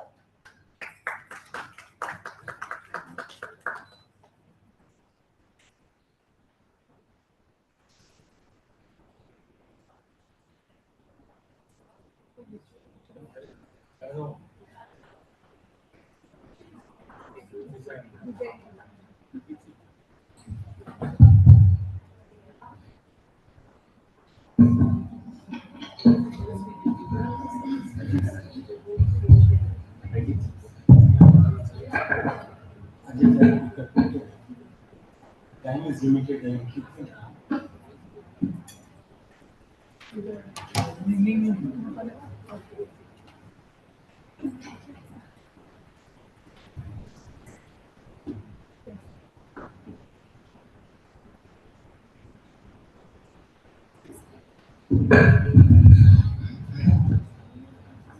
How many of you in this group have done a B.Ed M.Ed?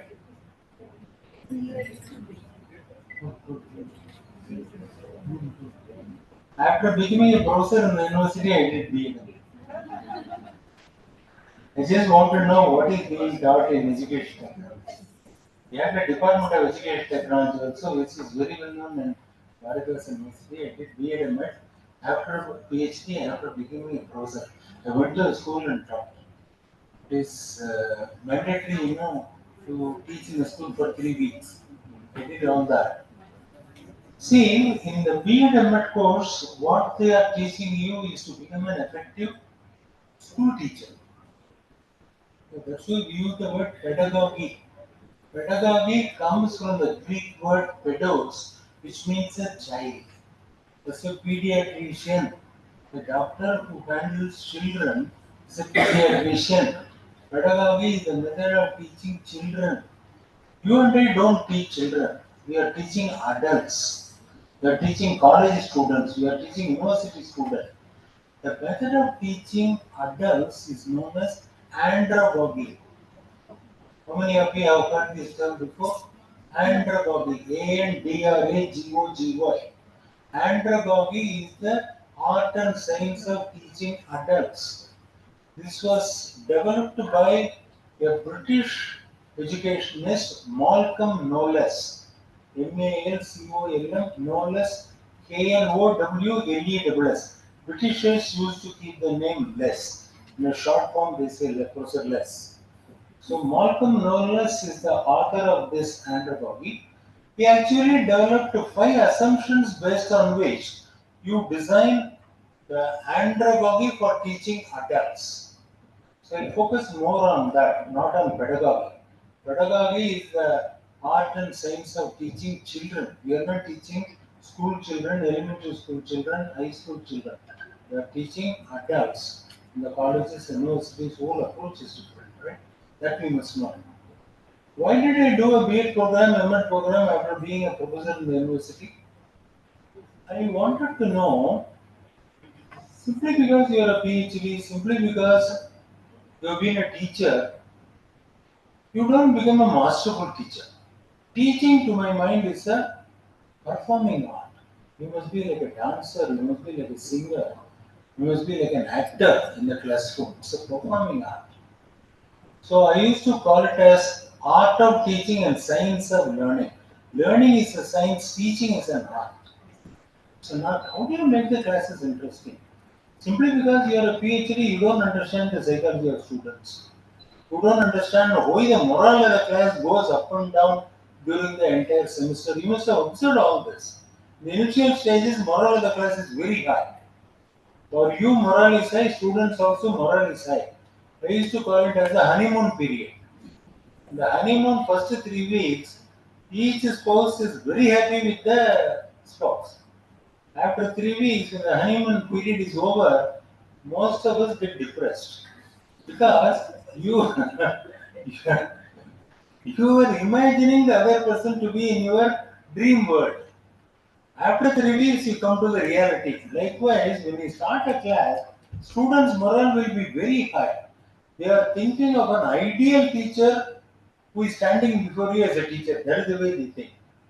You also think they are all fantastic students. They have come here to learn, and they are going to become fantastic math student, physics student, chemistry student. After listening to me, this is what you think. You give the first test after 2 weeks, 70% of the class fails. You are demotivated, students are also demotivated. Why the morale of the class goes up and down? How do you make the classes interesting? None of us teach all this. None of us teach all this. Simply because you are a PhD, you don't become a masterful teacher.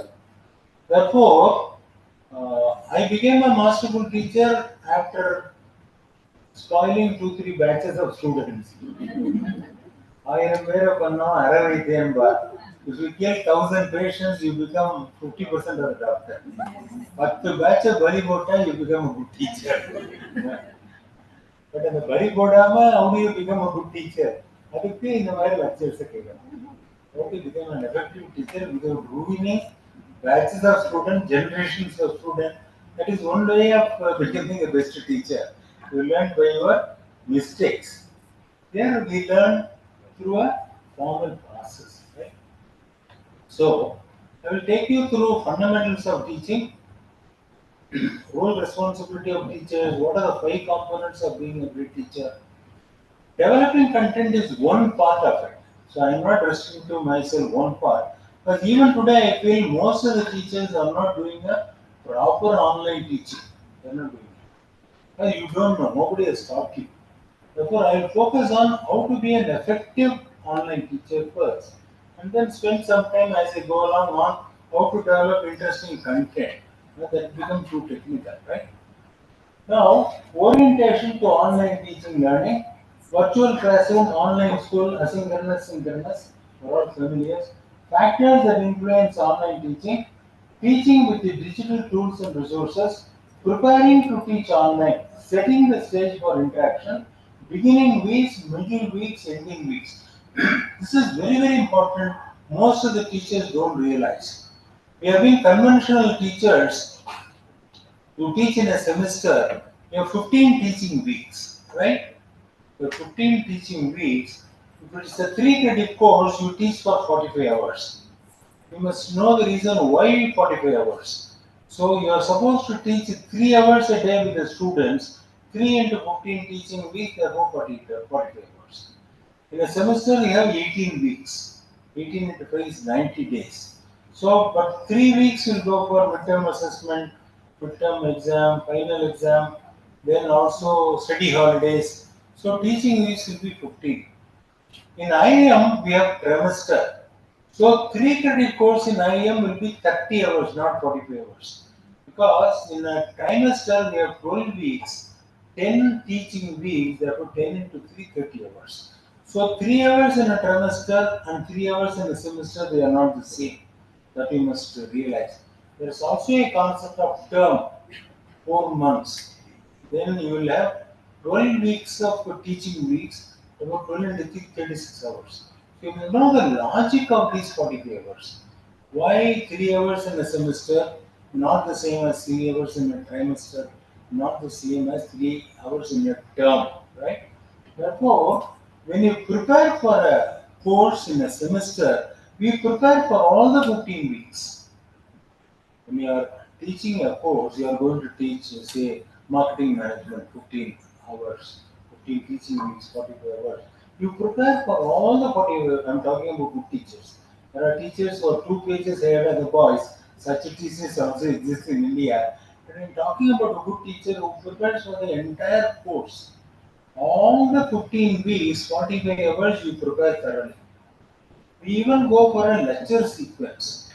What topics we will cover, what are the 45 lectures you will give, what are the pre-reading material, what are the post-reading material. Particularly in MBA program, we follow that flipped method of teaching. Again, there is a confusion. There is a concept known as flipped classroom, flipped method of teaching. Can anyone explain the difference between the two? Most of the people, even when they go for NAC accreditation, they confuse between the two terms. What they say as a flipped classroom is flipped method of teaching. What do you understand by flipped method of teaching? Where a course offline. Offline and online flipping is flipped classroom. So if you are having 60 students, what you can do is you can admit 120 students. On Monday, Wednesday, Friday, you will teach 60 students online. At that time, the rest of the 60 will be offline. And you change the roles. This is what is known as flipped classroom. Classrooms are flipped. From online to offline, they are flipped. There's a confusion even in the literature. If you read some of the research papers published in Europe, they call as asynchronous and synchronous flipping as flipped classroom. So if we read some research papers on this, the concept of a flipped classroom varies from continent to continent, right? So asynchronous to synchronous, if you flip it, that's also flipped classroom. Flipped method of teaching is totally different. It's a pedagogical tool, right? So in a general traditional class, when you come to the class, teacher comes to the class with full preparation. All of us go to the class with full preparation. Students always come to the class without any preparation. That's the case, no? They come to the class without any preparation. They come and sit as if they are sitting in a theater seeing the film Bahubali. That is the way they come to the class, right? No preparation. So, as a teacher, what I used to do, it's only from my experience I used to do, some of you can follow that. There are rules of the game when you are playing any game. The rules of the game, whether you play tennis, cricket, or chess, or carom board, there are rules. In the first orientation itself, I tell my student there are rules of the game when you are going for teaching learning. What are the rules of the game for me? I will tell them for every 1 hour of preparation, I prepare 3 hours. The traditional way it has to be 3 hours. If it is online teaching, it will be double the work, 6 hours. If you want to effectively teach online, you will have to spend 6 hours of preparation. If you want to be effective. Very difficult, it's not easy. Regular teaching, 3 hours. Right? I come to the class with full preparation. I want every one of you to come to the class with preparation. How do I ensure they come to the class with preparation?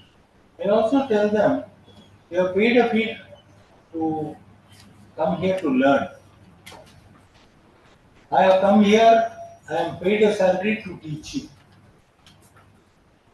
I respect every one of you because you have paid a fee.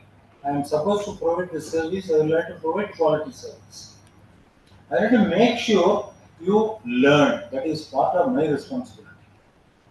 Right?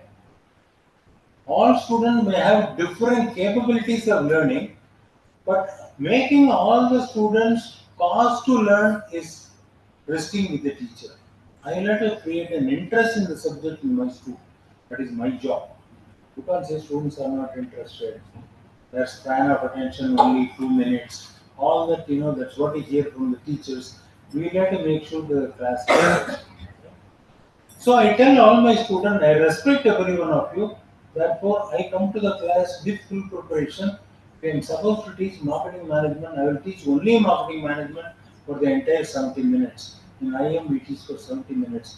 Not a single minute I will deviate from the topic. I will speak only on the subject. Likewise, you must also respect me, come to the class with full preparation. When I teach 1 hour 10 minutes on Monday, on Wednesday when we are meeting, I'll pick any student at random. You will come to the podium and then give a summary of what I have taught in 5 minutes. I have taught you for 70 minutes. Pick 3 or 4 points which you have learned. Come to the podium, address the class, and tell what are those 3 or 4 points you have picked up. You come to the class with full preparation. If I pick you up and you are not prepared to give the summary, I will straight away give you an F in the paper. Because you are totally autonomous in the university system, I will give you an F straight away. This is the rule of the game. I don't care. What was the reason for your non-preparation, I don't mind. If you are not able to do the summary, I will straight away give you an F. I used to tell Sachin Tendulkar is a Bharat Ratna. He faces the first ball. It goes for LBW. What will the umpire do? Tendulkar out. That's it. He cannot say he's a Bharat Ratna, he's a great player. He will leave the first ball to Lord Vinayaka. We'll start the game all over again. None. If it is an LBW, he is out. If you are not able to come here and make a summary of what I have said, you have failed. Supposing you had a problem in the family, you are not able to prepare. Your grandmother's little finger was swollen, therefore you have to go to the hospital, not able to prepare. Before I enter the class, come and tell me, sir, don't pick me today. I am totally unprepared. Be honest. I will not pick you up. I am also a human being. I am very compassionate. I will not pick you up today. But if you take me for a ride, if I pick and you don't answer, you straight away get an act. You need to make the rules of the game effective. The fundamental difference in online teaching preparation and face-to-face preparation is in online preparation, you will have 3 methods of preparation. First 5 weeks preparation is different. Second 5 weeks preparation is different. Third 5 week preparation is different. That's what I'm going to go to the area. Area. So beginning 5 weeks, 15 weeks, first 5 weeks, the preparation is totally different in online teaching. In second 5 weeks, preparation is different. In what way they are different, I will explain. In the ending weeks, totally different. Then online collaboration, how do you create that online environment with the collaborative atmosphere with the student? And evaluation, that's again a major challenge. That's what Madam said, with all proctoring, students have high technical skill to copy during the examination. How do you prevent copying and malpractice in the exam? Then blended learning. Blended learning is a mixture of both online teaching and offline teaching because there are certain strengths in online teaching, certain strengths in face-to-face teaching. How do you club the best of both the worlds? For example, I can get a Harvard professor to give an online talk for you without much difficulty. He is sitting in his chamber, probably sits at 8 o'clock in the night, gives you a talk. I can get Chandra to give a 1 hour talk. He's the CEO of Tata Sons. He can't travel. I mean, time is very precious for him. But he will be able to spend half an hour, 1 hour on a Sunday evening, 6 to 7. He can give a talk on online. So some of the noble laureates can come on online and teach you. So online teaching, the advantage is best of the corporate people, best of the teachers from best of the universities will be able to interact with our students. That is the advantage, right? So face to face, you have that emotional connect, that Guru Sishya Parampara, all that you will be able to develop. So how do you go for the blended method of teaching? Before I conclude, I have to spend some time on that. Move on, I will quickly go through the various slides. Absence the orientation to online teaching learning, absence of a physical teaching space. In the face to face, you are sitting before me, I am standing before you, and we are able to see each other. There is a ecosystem of physical teaching space. In an online teaching, you are seated in your home, students are seated across the world, maybe in some parts of India, some parts of the globe. So the time zone may be different. They may be eating, by the time you are talking, maybe the lunch time, some of them may be eating. So you don't have that online class content. How do you prepare effectively for the content of the online classes? Communicating online rather than in person. How do you interact with each student in an effective way online, right? Then delayed feedback. The problem in online is whenever you are face to face, when the students understand, as I said in the morning, there's a glow on their eyes and the smile on their face, which you don't see. So I don't know whether they are listening, whether they are not listening, whether they are appreciating, not appreciating. That I may be able to see later with a delayed feedback. So that's a then visual design. I will have to use audio, video, text. You must be like a film director. Online teacher means you must be like K. Balachandar or Mani Ratnam. So, what possible combination will give an impact on the audience? You know, all their films are big hits. They don't do a research survey which combination of the storyline will be appreciated by you. They don't. They're able to feel the pulse of the audience. All the audience for the film director, they are virtual. They're all over the place. But you have to create a film for 3 hours which will attract the attention of the maximum number of film goers. Now, how do they do it? So, online teacher to me is like a film director. How do you start? How do you take it to the next level? Where the humor should be? All that you have to plan mentally like a film director. You see, film director when they are in Switzerland, they will take a do it over there. Fighting scene maybe in Trichy. Another emotional scene maybe in Kulkale. So they take different places, but in the mind of the director, slide by slide, frame by frame, you know, which will come first, which will come later.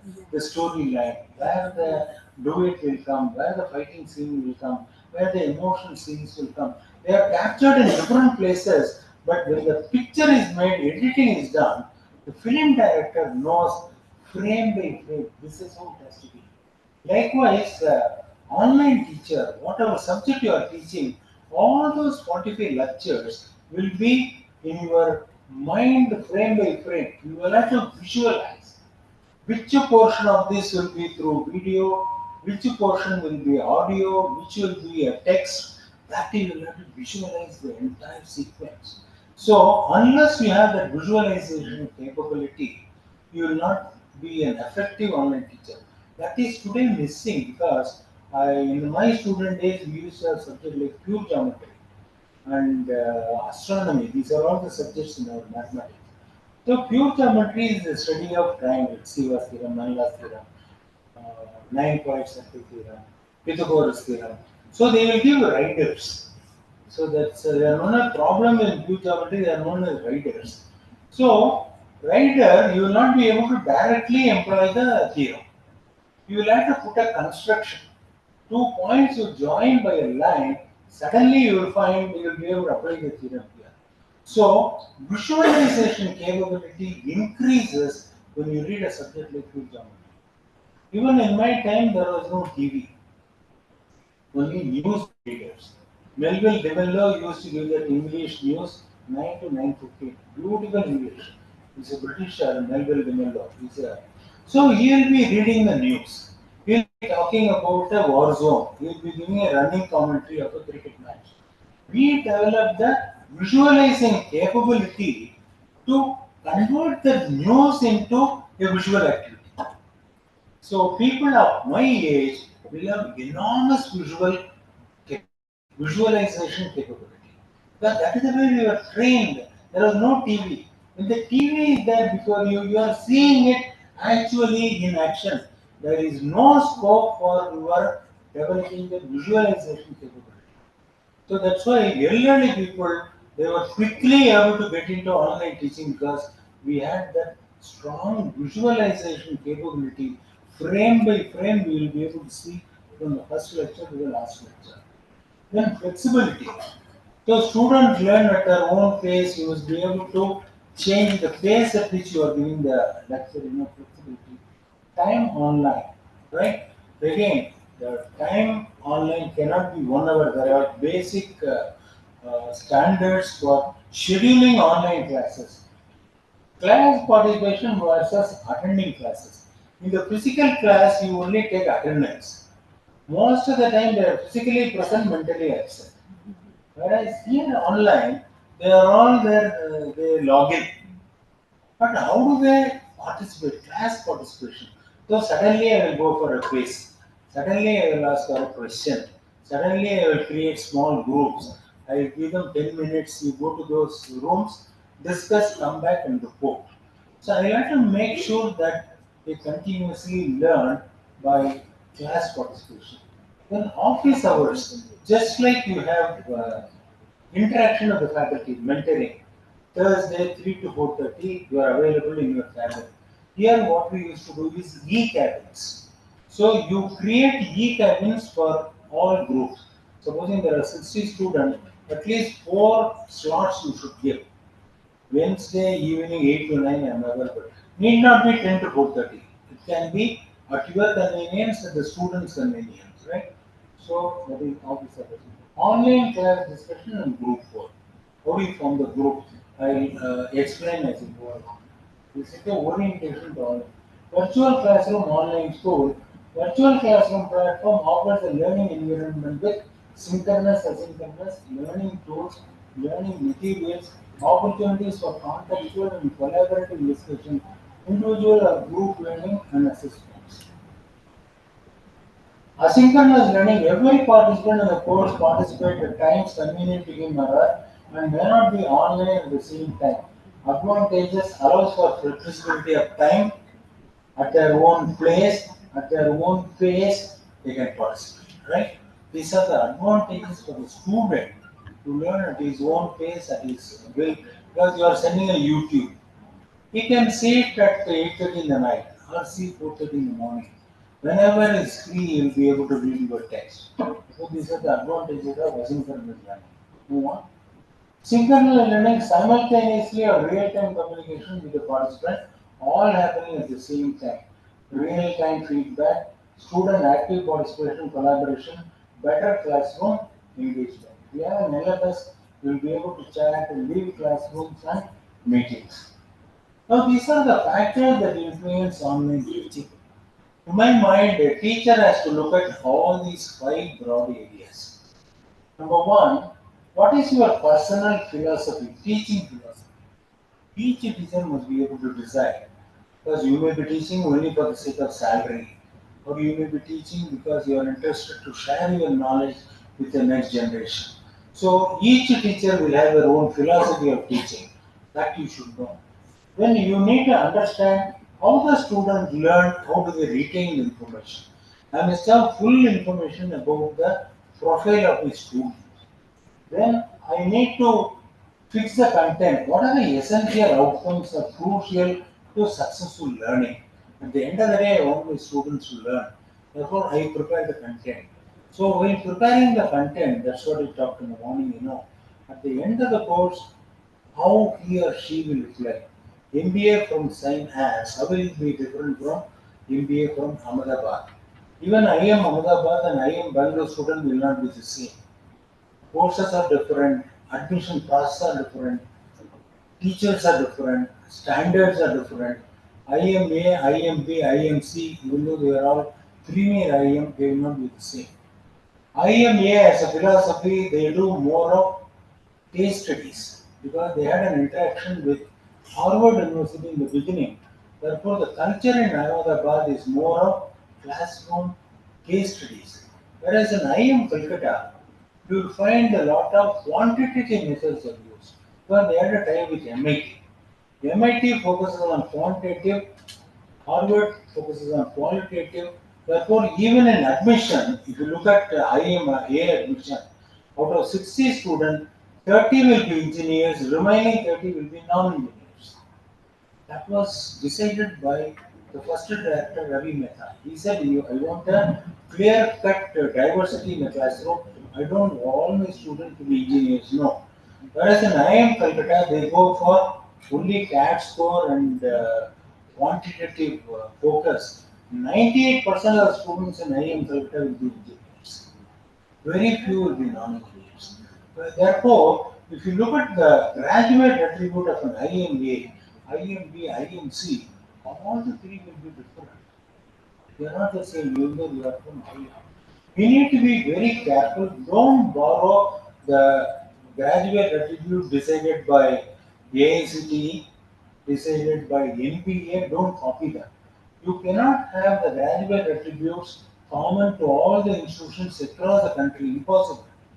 Because the quality of the student admitted are different, quality of the curriculum is different, the way it is taught is different, the quality of the teachers are different, the way examinations are done is different. Therefore, the output, graduate attribute of one institution cannot be the same as graduate attribute of another institution. Again, most of the people borrow the AICT graduate attributes or NBA attributes, which is not correct because a regulatory body cannot fix the attributes for the entire country. Because India is a diverse nation, right? Therefore, we cannot have the same attribute.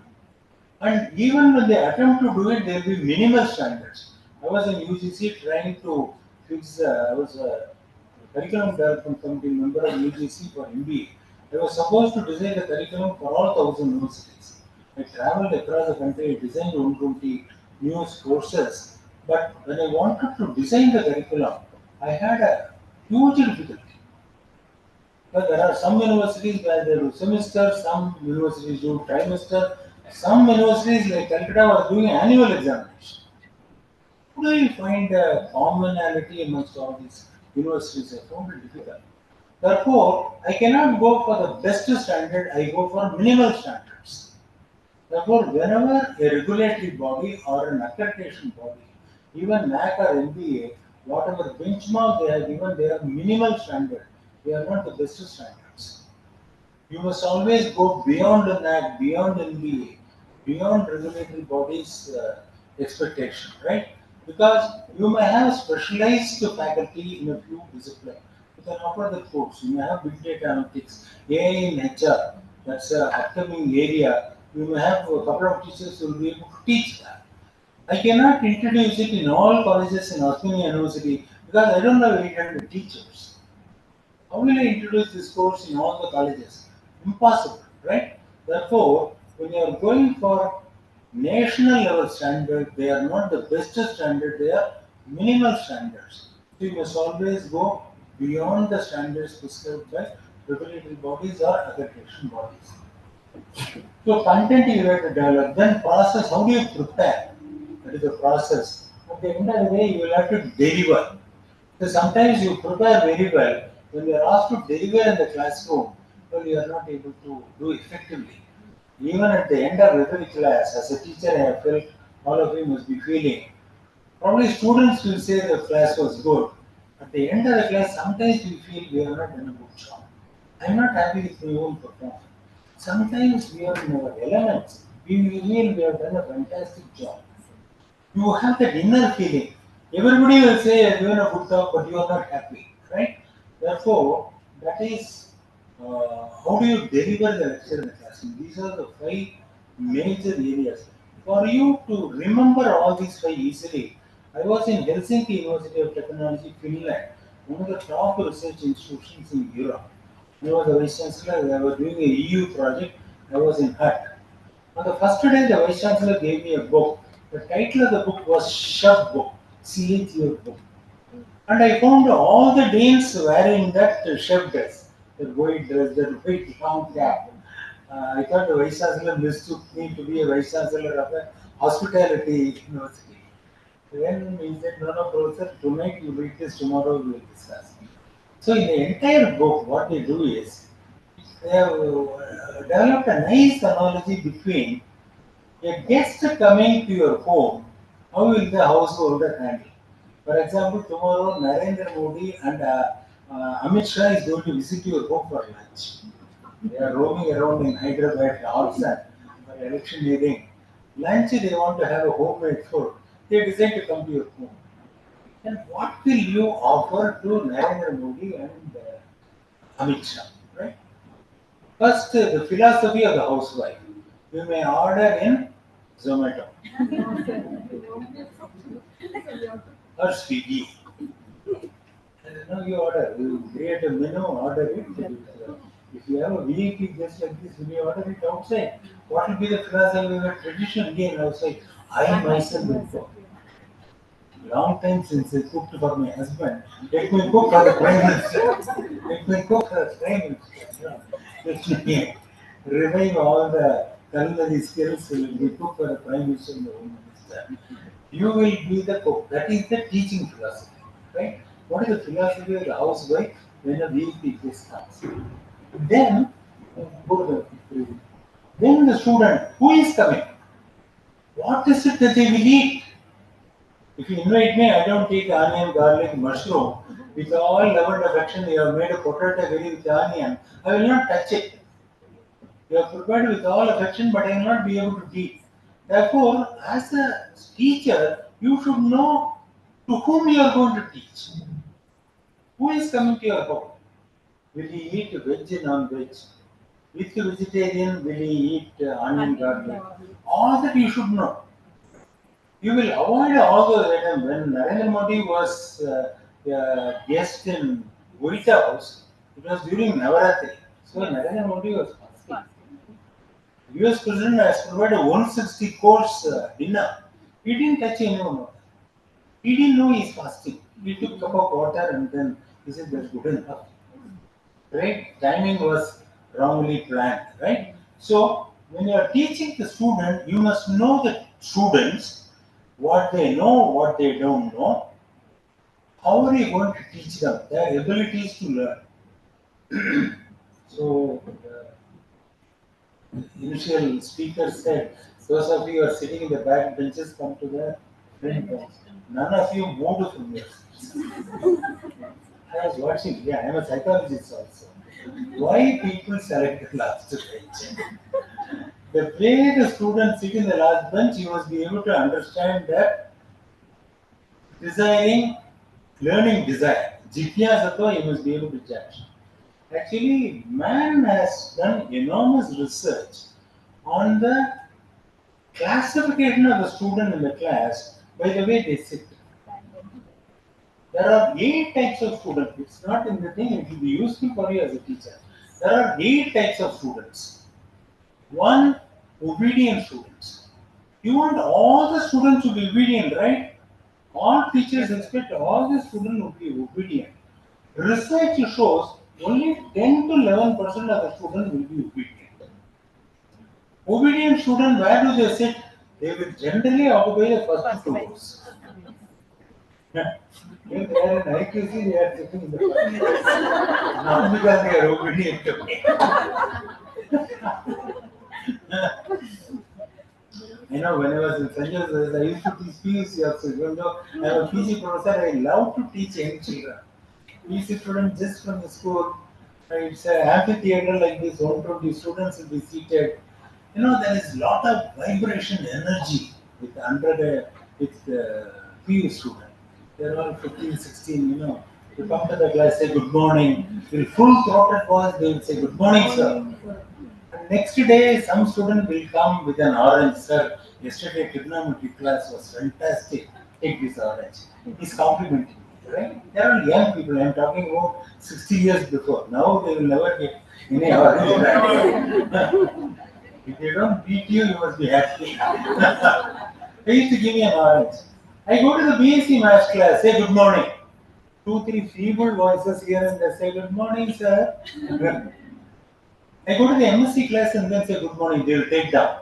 They say, as if I am teaching topology. This part of topology, good morning, they will take down. They are very studious students, they will take down.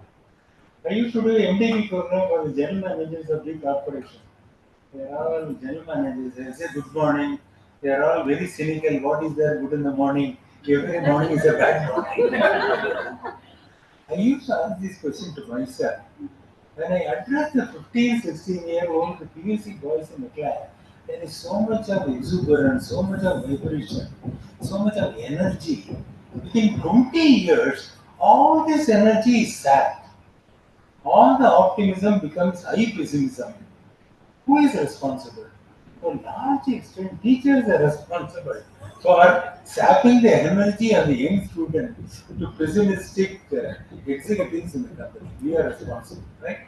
Therefore, there are 8 types of students. First one is obedient student, 10 to 11. When the class is over, in St. Joseph's, they will move from one building to another building. All these first row students will rush out of the classroom. They make sure first few rows are free. The people who sit in the last row, they will make sure all the students leave first. They let them all leave. Then they will go for a coffee break, bio break, drinking water, making sure the entire class is full so that they will occupy the last few benches. Right?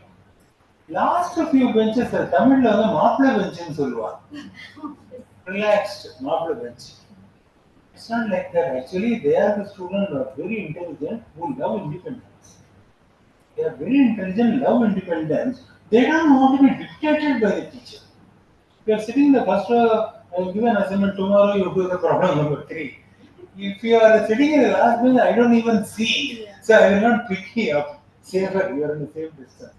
You will also say, sir, I respect you a lot. I maintain a respectful distance with you. I will sit in the last one, you be in the ground floor. I will be up on the Anjaneer Madri Kadasi bench Kadasi row. They are all independent students.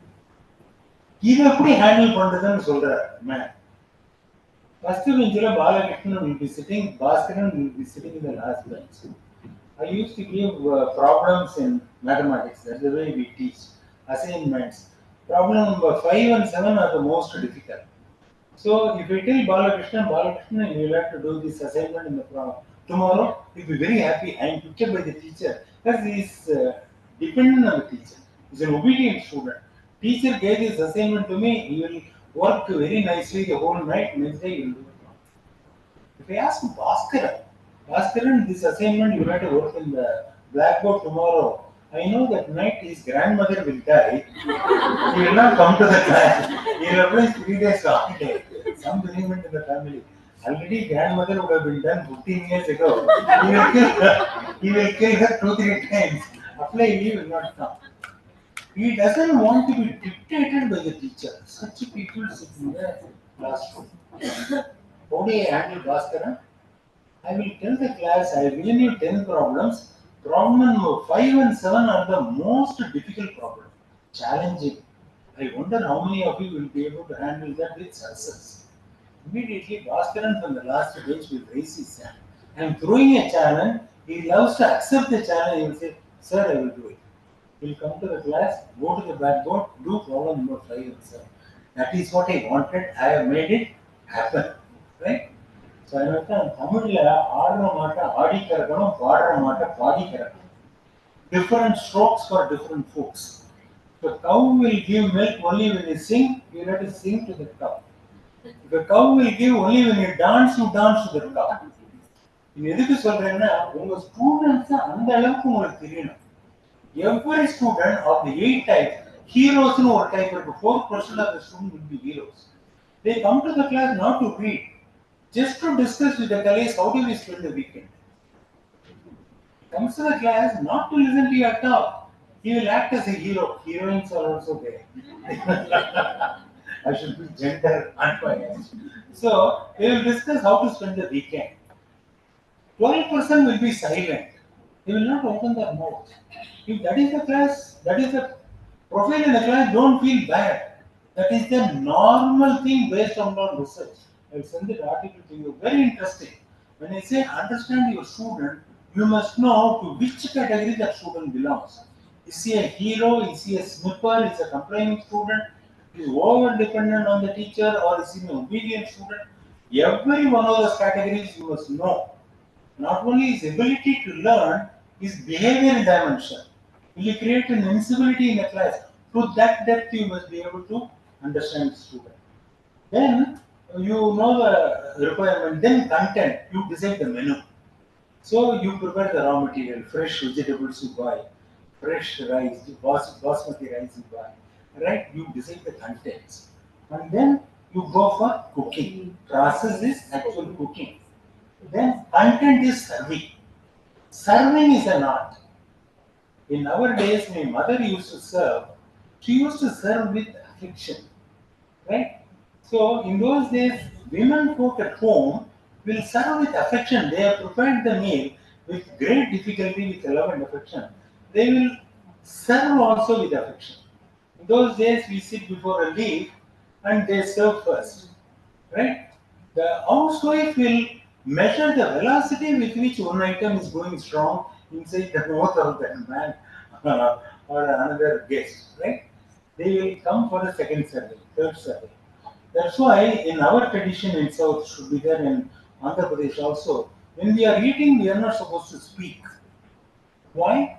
This increases the sensibility of the woman who is serving. I will not ask what I want. I will be silent. Looking at the way I am eating, you must know which I like, which I don't like. So that is serving. Many a times teachers make fabulous preparation, mess up in the classroom during delivery. How to make the classes interesting? That's an art.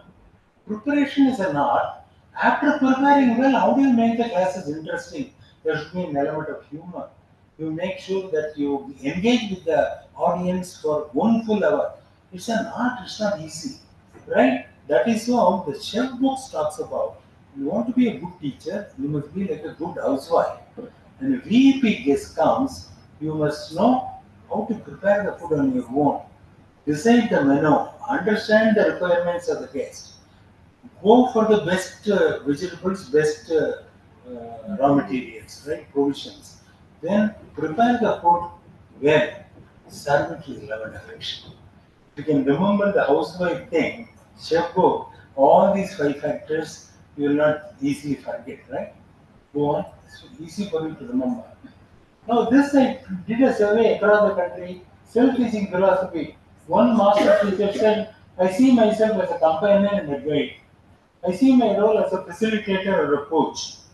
Then I see myself as a coach, my role as a tutor, my role as a model thinker. Moving from sage on the stage to guide on the side to a coach in the middle. Which role you want to take? And student online learners, motivation for taking the course. What is the motivation for this student to take this course?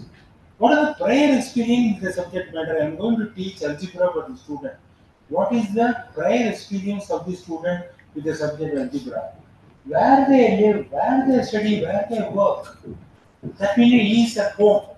What is the environment at home? Maybe he is living in a 10 by feet room in Bombay, very crowded place, right? He is in that kind of environment. You are teaching in that environment. That you need to know.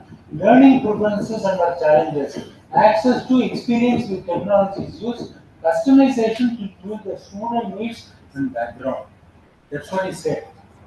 If you want to have customized teaching learning, you have to customize the entire program. What we are doing is standardization. What is happening in higher education? There's a university which fixes the syllabus. All the 800 affiliated colleges follow the same syllabus. Same thing is taught. Same question paper is distributed, right? We are doing standardization on one hand, speaking about customization on the other hand. You should know we are not honest to our own philosophy. We talk about student-centric methods of teaching, student-centric teaching learning. Whatever we are doing is not student-centric at all. It's a syllabus framed with the university. All the 800 colleges need to follow that same curriculum. Same teachers teaching the same subject, same question paper. Everything is standardized. Where is the customization? Right?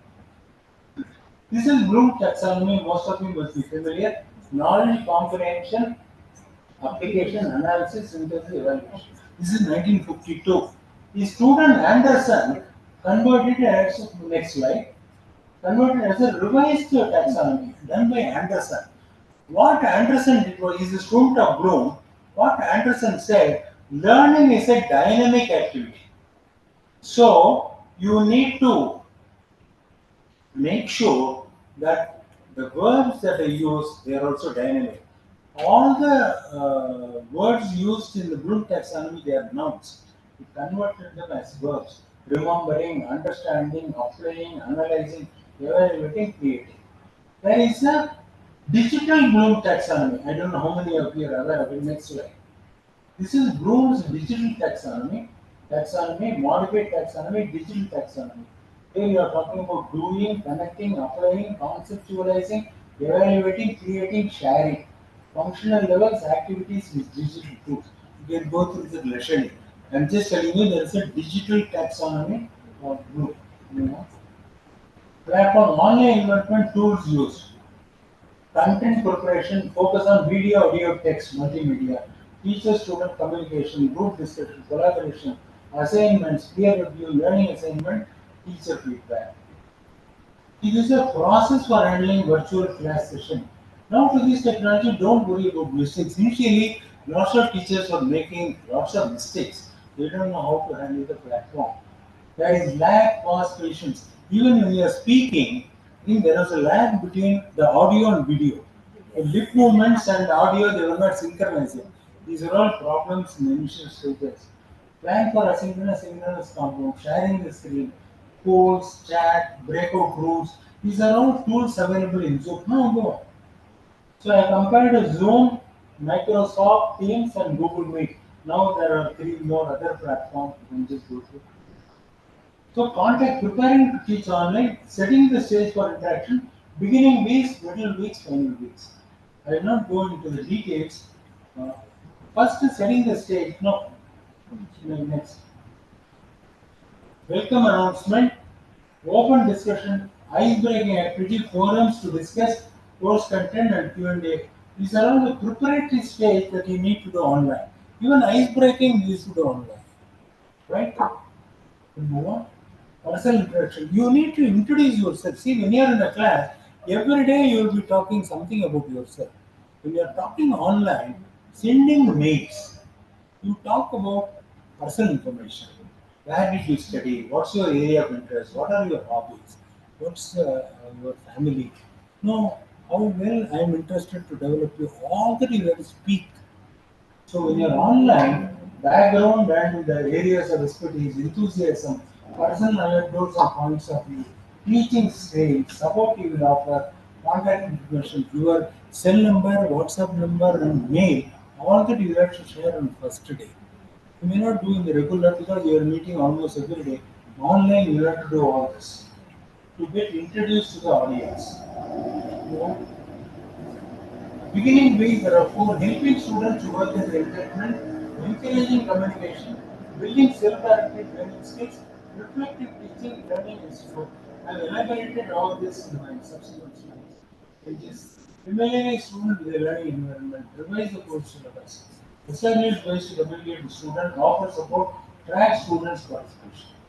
Every one of them I have elaborated, just go through that. You have to do all this. Weekly test, participate in weekly discussion, complete weekly assignment, miscellaneous.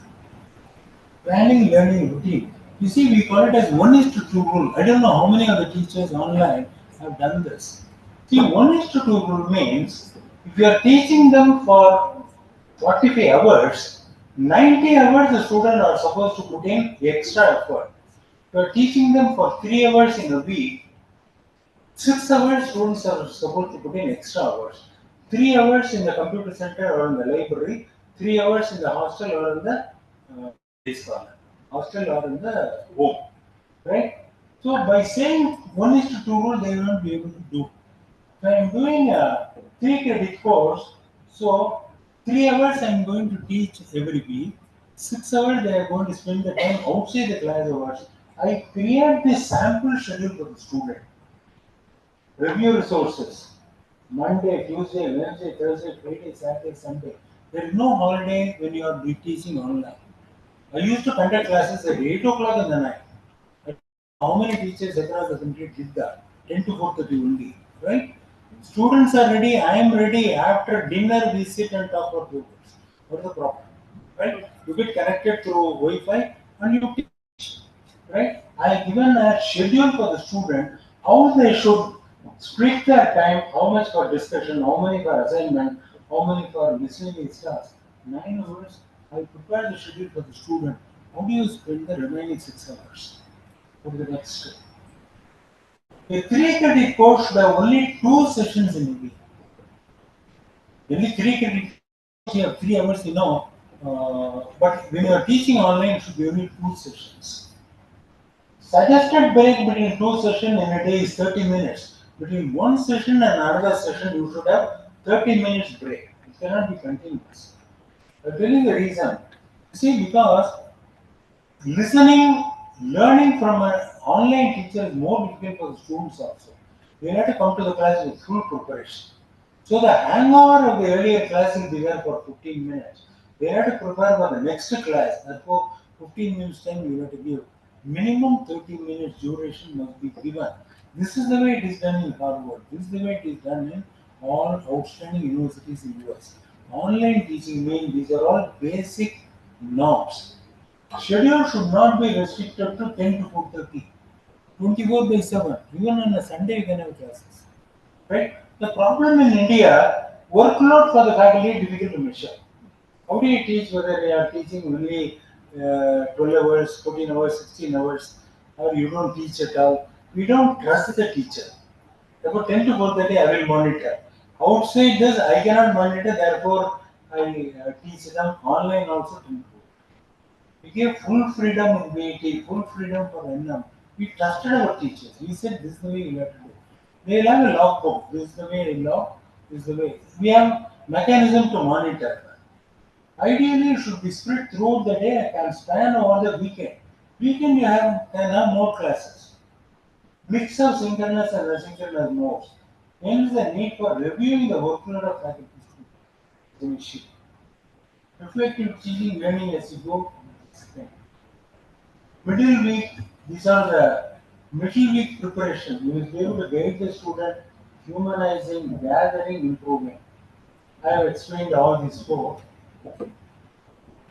You want to do the final details. Ending means helping, promoting, reviewing, synthesizing, concluding. So you will recall all the learning outcomes which is started at the beginning. All these knowledge, all these skills, all these attitudes are completed within this semester, and you give the conclusion at the end of the helping this I am explaining. Concluding the wrapping up the discussion, evaluate the course, include a clear introduction, limit the number of questions, name a due date for response, consider result is post final announcement. What makes a good collaborative discussion? So in forming the group, you can leave it to the students, self-directed groups. 60 students form 6 groups, because they will arrange. Sometimes teacher assign the groups. What I will do is, we talked about slow learner, average learner, advanced learner. I will pick up 3 students, slow learner, 3 average, 3 advanced. So some engineer, some non-engineer, some arts and science. So I will form the group based on some agenda that I have in my mind. Homogeneous, it can be diverse. You can make it homogeneous. You can make all the engineering students in one group, all commerce students in another group. It is for the teacher to decide. It can be consistent, it can be fluid work. Work independently. Some students want to work independently. That solution also you must be able to have. Okay? This is for the formation of groups. Sign in 5 minutes ahead of class start. In online teaching, 5 minutes before you must log in. Context studying, learning from prior class. 15 minutes to summarize what has happened in the previous class, or some students to summarize also. Class content 45 minutes. Focus on big picture, conceptual understanding, framework for post class. So after the classes you over, you give quick summary of what you have done. Post class assignments, reading material, case studies, blogs, videos, ebooks, journal articles, and web references. So I used to have pre-class reading material, post-class reading material. So they will all be in the asynchronous mode. Setting expectation, post-class assignment, not more than 6 to 90 minutes. To be turned in before 24 hours of the class. Whenever you give an assignment within 24 hours, you have to return the papers. Mostly it will be objective. Can be group work or project based. This is the evaluation. This is very important for online teaching. You don't have high stake assessment, midterm carrying 40 marks, 2 hours.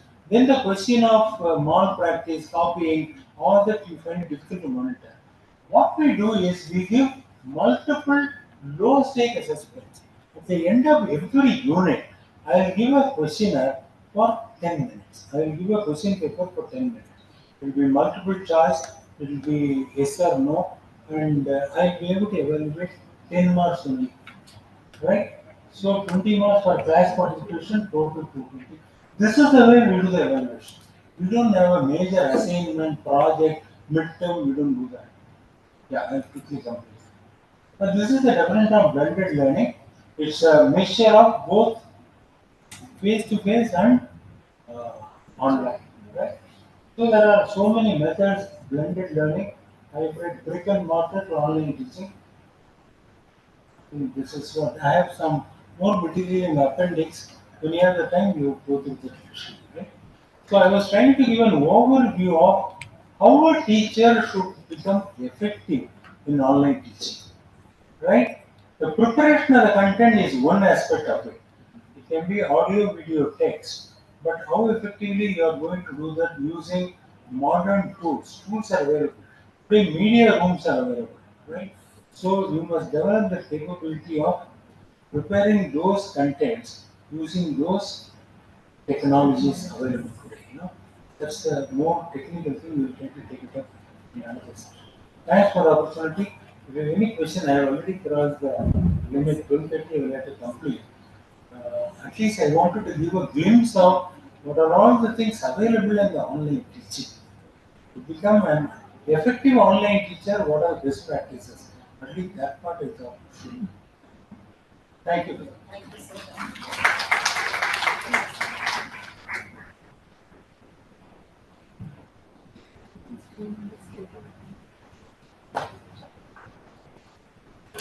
Any queries from the audience side? Yes, I Ms. have a question. So, what are your views on students in the earlier times, like what teachers in schools? The students back then learned differently, and students today learn differently. So, how should the teacher adapt as per today's uh, learning methods of the students? True.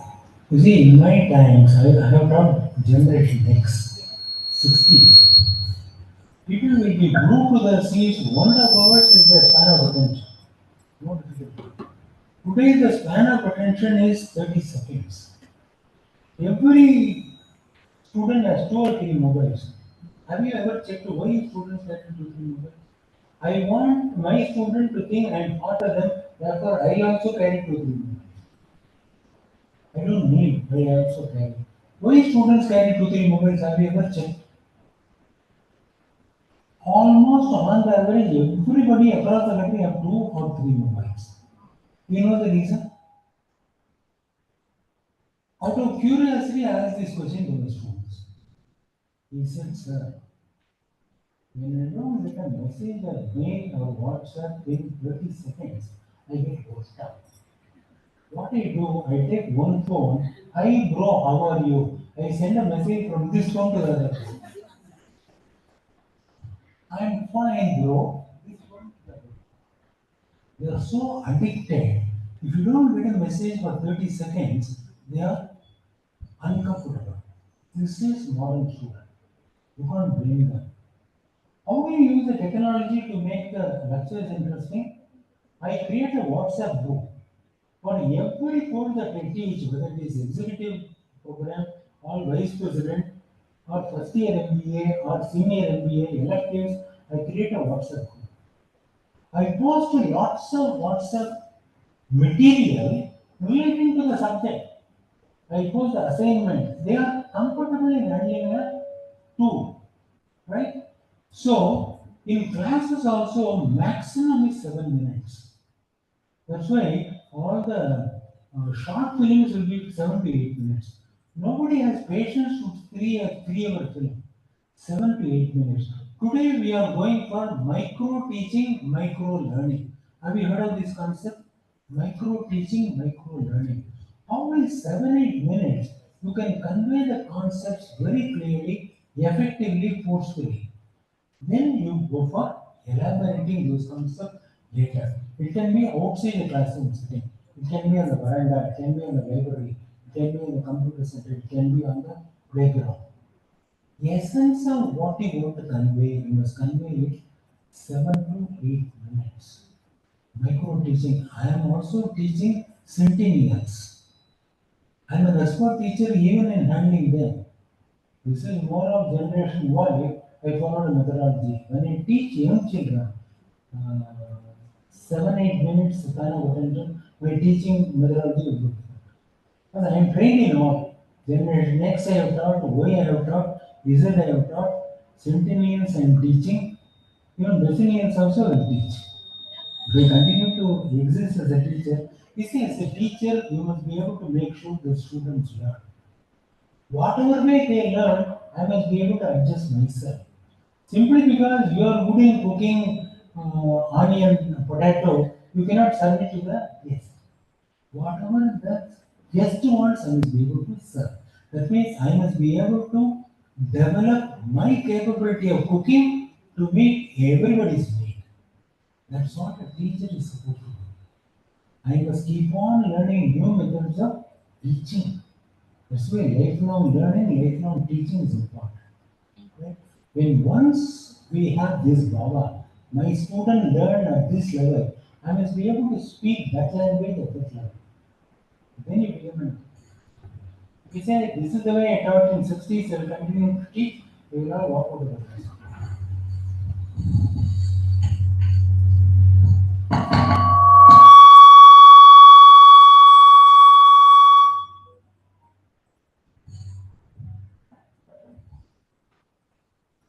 Amidst us, we acknowledge the presence of our next speaker, Dr. Murugan.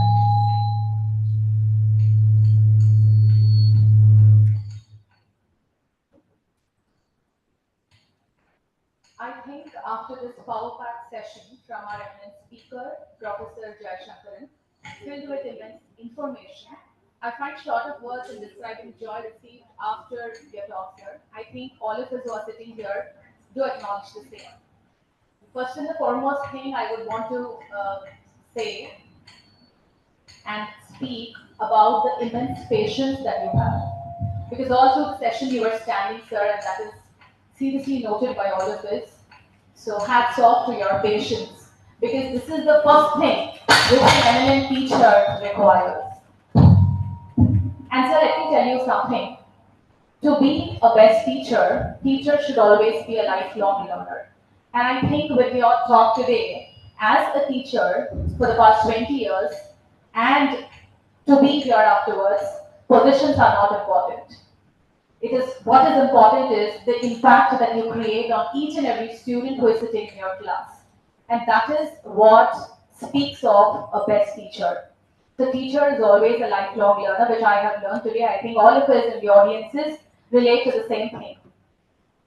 And another thing which I wanted to say over here after your talk is,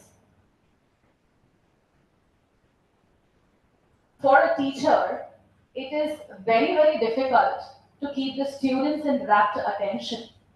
Because today students are prone to technology, they are prone to mobile phones, and on and off, they are all the time with their fingertips on mobile phones. It is very difficult for students to keep in rapt attention.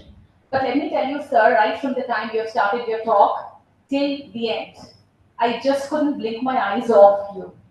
And this is something which today I am going to take home, and I think all of us are going to. So we should promise ourselves that we should become the best of teachers, because the hands of students, the future of students lies in teachers. Whether it's becoming an eminent leader of our country, or an engineer, or a CEO of a company, it all rests in the hands of teacher. I hope you all agree with me. Thank you so much, sir, for gracing the occasion, for spending time with us. Thank you very much for your immense presence here. A round of applause for sir. So on behalf of St. Anne's College, we have a small token of affection. May I invite Dr. Smita ma'am to kindly present token to sir.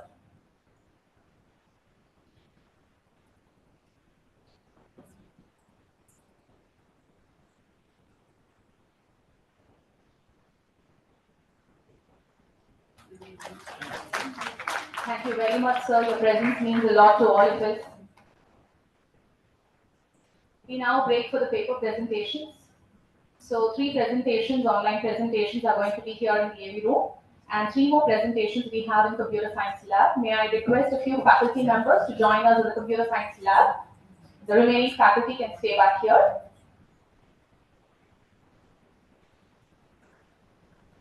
A few faculty can join us in the computer science lab for the paper presentations. Can I present my paper right now as an online presenter? This side, Dr. Fatima from Oxford University.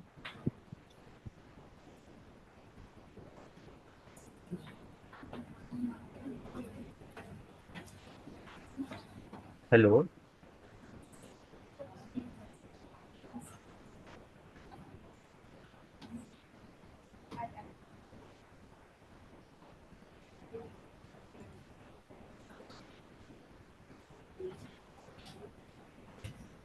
I request some of the faculty members to go to the computer lab to encourage the other paper presenters, and rest all can come in front.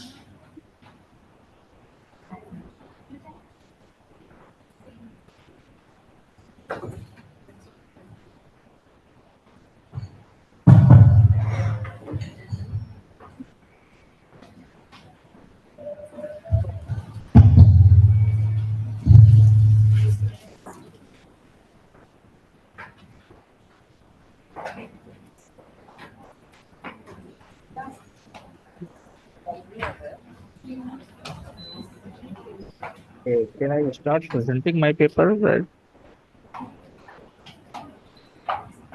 Any one of you can you hear me? Dear organizers.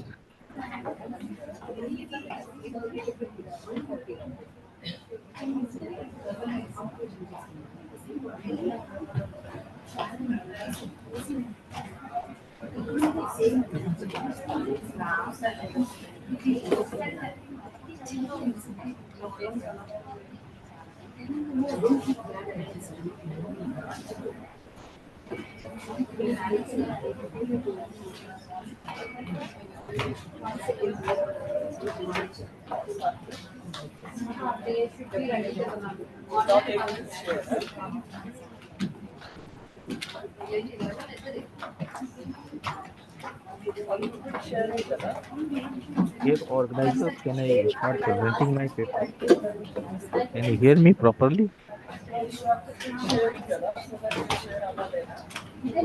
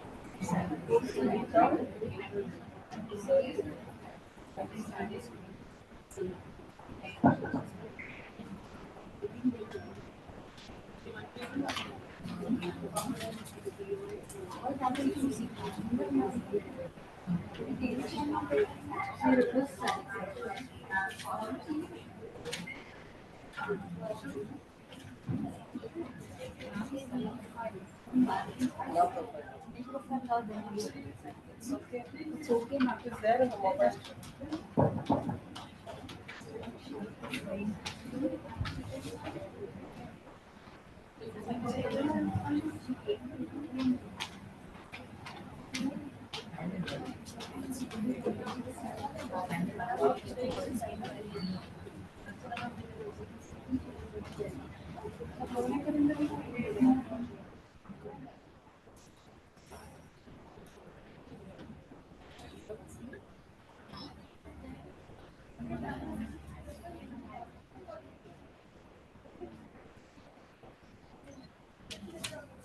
Dear organizers, can I start presenting my paper? Can you hear me properly? Am I perfectly audible? So good afternoon, everyone. So before commencing the paper presentations, okay, in this digital era, students as well as mentors are utilizing various artificial intelligence chatbots for getting assistance in our academic task, right? So OpenAI provides enormous required amount of information, variety of options, which may increase or enhance our critical thinking, right? So the theme of our session is digital teaching learning strategies, advances and challenges using different AI tools. To begin the paper presentations, I take the privilege to introduce the moderator of this session, Dr. T. Anuradha. Dr. T. Anuradha, Associate Professor, Head Department of Commerce, St.Ann College for Women Autonomous, Mehdipatnam, Hyderabad. Ma'am has completed MCOM, B.Ed, PGDFT, PGDT, MPhil, PhD from Osmania University. Ma'am has 31 years of splendid experience. She served as Head Department of Business Management, Head Department of Commerce, Additional Controller of Examinations, Member of Steering Committee for 4 cycles of NAC. She is the coordinator and trainer for Association of Certified Chartered Accountants UK, Certified Management Accountants US, Company Secretary in India. Ma'am had published 50 papers in various national and international journals and worked in 2 UGC and 1 in-house funded minor research projects. Ma'am has received Best Teacher Award from Gratinar Rotract in 2016. She has introduced various innovative industry integrated programs, courses, internships, field projects. She has organized several conferences, workshops, faculty development programs on emerging topics. It's an honor to have you for this session, ma'am. We welcome you. I request Dr. Venugopal sir to greet the ma'am with floral greetings.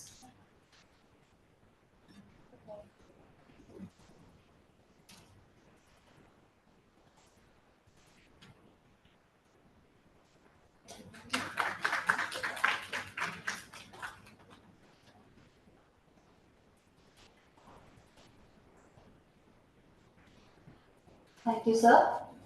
Now we will start the paper presentations. Before we start, the presentations are online. The presenters are online and they are going to give the online presentations.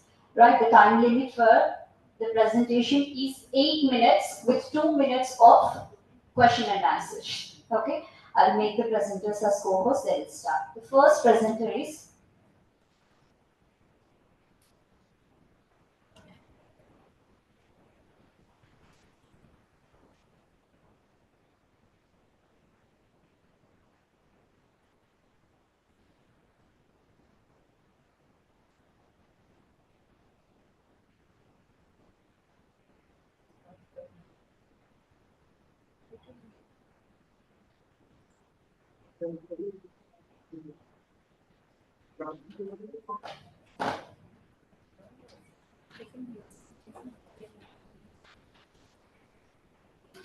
So the name of the first presenter is Dr.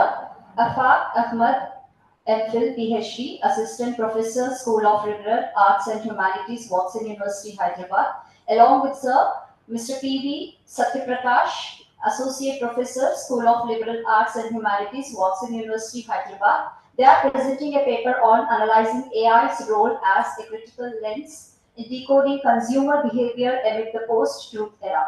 Over to you, sir. You can start the presentation. Okay, first of all, I would like to express my deep sense of gratitude for providing me the opportunity to present this paper. Am I perfectly audible to all of you? Can you hear me properly?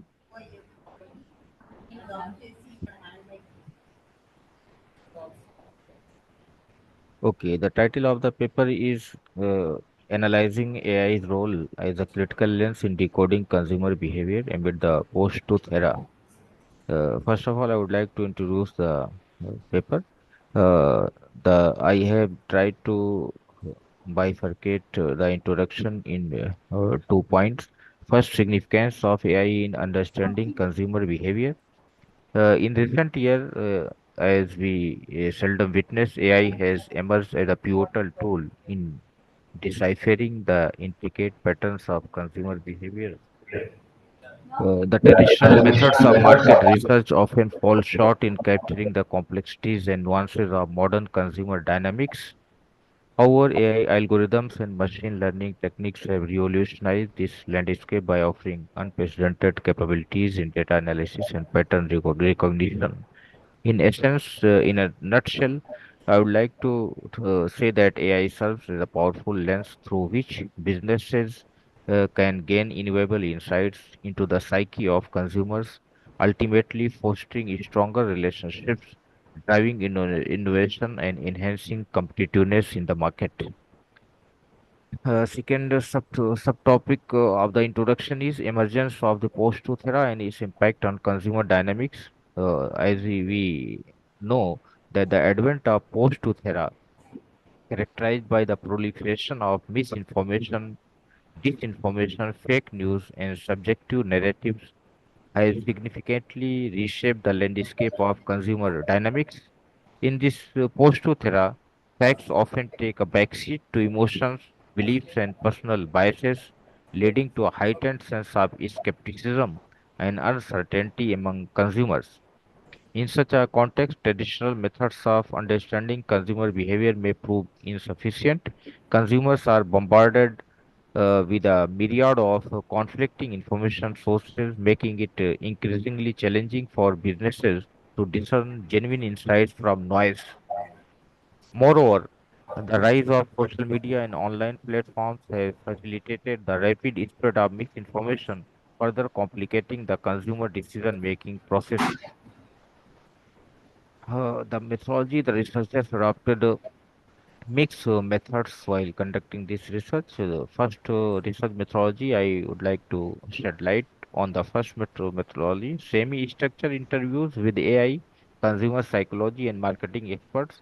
The participants selection was based upon the researchers identified a diverse pool of experts in AI, consumer psychology, and marketing with significant experience and expertise in the field, utilized professional networks, academic affiliations, and industry associations to recruit participants. Interview protocol development, how we developed to have interaction with the participants, developed a semi-structured interview protocol comprising open-ended questions focused on AI's role in understanding consumer behavior amid the post-truth era. Questions were explored, participants' perspectives, experiences, and insights regarding AI-driven analytics, ethical implications, and challenges in decoding consumer behavior. The conducted semi-structured interviews with selected experts either in person or through virtually, both through virtually and in person, ensured confidentiality and anonymity to encourage candid responses, employed a thematic analysis to identify recurring themes, patterns, and insights across interviews, generated rich qualitative data to inform uh, the study's findings and discussions. The researchers also conducted focus group discussions involving consumers from diverse demographics. The researcher developed a discussion guide outlining key topics related to AI's influence on consumer behavior. The researchers structured discussions to explore participants' perceptions, attitudes, and experiences with AI-driven tools and recommendations. A recorded focus group discussions to capture detailed responses and interactions, taken comprehensive notes to supplement audio recordings and ensure accuracy in data interpretations. The researchers also utilized qualitative data analysis techniques such as coding and content analysis to identify recurring themes and patterns. They kind of compared and contrasted perspectives across different demographic groups to gain deeper insights into consumer behavior dynamics. Third type of what we conducted, the third bifurcation analysis of patterns, interactions, engagement metrics, social media platforms, gathered data from selected social media platforms, including Facebook, Twitter, Instagram, LinkedIn, collected information on user interactions, engagement metrics like likes, shares, comments, and content consumption patterns. Total, we took 150 participants when we talk about the social media data collection. Uh, Data processing, applied descriptive and inferential statistical analysis techniques to examine patterns, trends, and correlations within social media data, identified key influencers, popular topics, and emerging trends relevant to the study's objectives. Now, I would like to go directly on the findings. Due to scarcity of time, I have been given only 10 minutes, 8 minutes. Then I need to conclude with the findings. I have also thoroughly reviewed the literature related to the topic under study, but I need to skip to the literature review portion and conceptual framework portion. Directly, I am going to the findings. The first, I have tried to divide the findings in few sections. First section, significant impacts of AI-driven algorithms and recommendations on consumer decision making. AI-driven algorithms play a crucial role in providing personalized recommendations to consumers by analyzing vast databases of consumer behavior and preferences. AI can tailor product suggestions and content recommendations to individual users' interests. This level of personalization enhances the consumer experience and increases the likelihood of conversion. AI enables businesses to forecast consumer behavior with remarkable accuracy by leveraging predictive analytics. Companies can anticipate trends, identify potential opportunities, and mitigate risks in their marketing strategies. This proactive approach empowers businesses to stay ahead of the competitors and adapt their offerings to meet evolving consumer.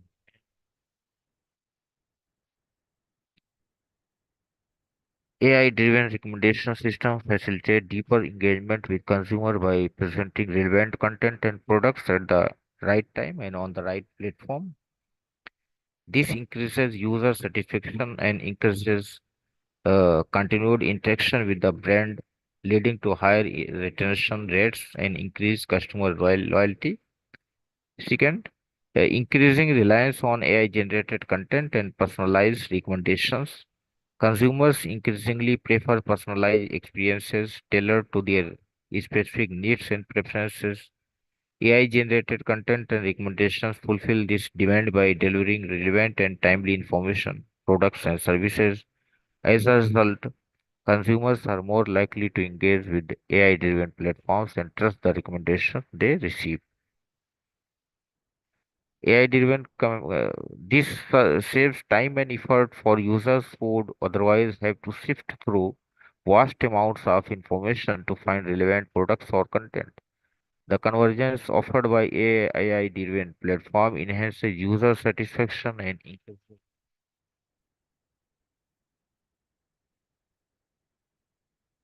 consumers perceive AI-generated content recommendations as valuable resources that help discover new products, stay informed about relevant topics, and make informed decisions.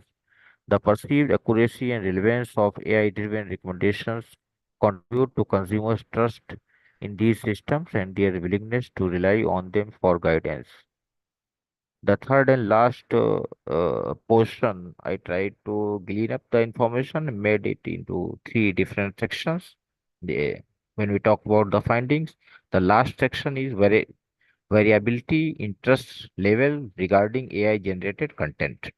While many consumers trust AI generated content recommendations, there is variability interest levels across different demographics and contexts.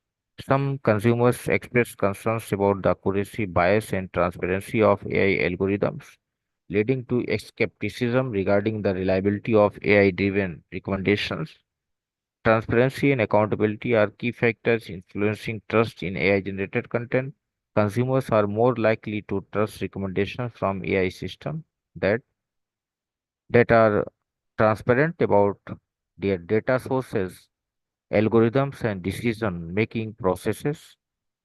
Additionally, businesses that demonstrate accountability for the outcomes of AI driven recommendations can enhance consumer trust and confidence in their offerings.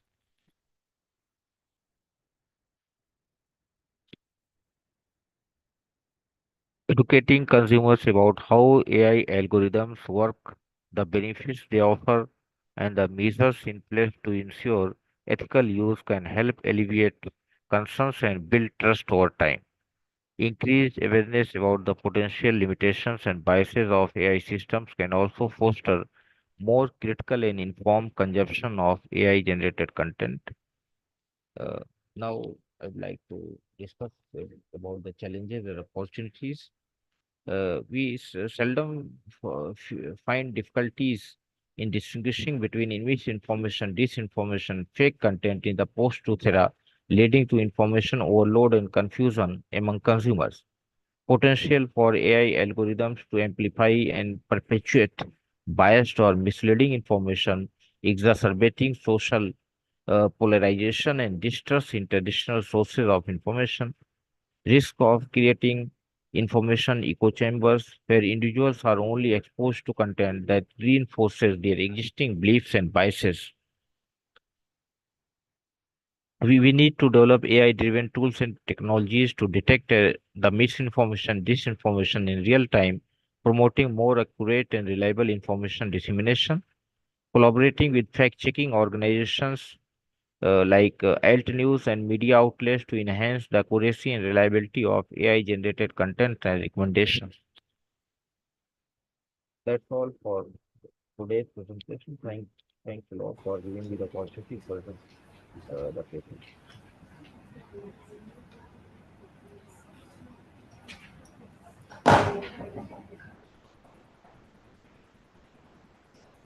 Is there any question? Then I would like to answer the question through this platform.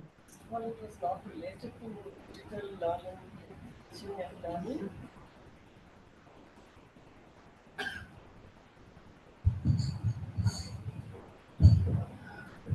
Good afternoon, sir. In the first place, I was a little confused as to the content was more to do with the AI in consumer behavior and understanding the responses that they receive, how AI helps in getting the correct or the truthful consumer intent and their desires. So this was more unrelated to the digital teaching learning strategies. Do you have anything to add in this aspect? Yes. I appreciate it was a well-researched paper with lot of AI tools, and your responses have been collected with lot of questions added on various attributes. But anyway. Yes. So, Yes, please ask your questions and I will try to answer. I think in this technically heightened post-truth era, I try to glean up the information, keeping in mind the post-truth scenario prevailing in and around across the globe. That's why I added the post-truth word also. While the content that is supposed to be generated through AI tools and techniques, and how it is going to be useful amid this post-truth era when things are supposed to be promulgated and perpetuated, riding on the emotions compared to the naked truth. okay, sir. Thank you. Thank you again for posing the question and giving me the opportunity to present my paper and at this level.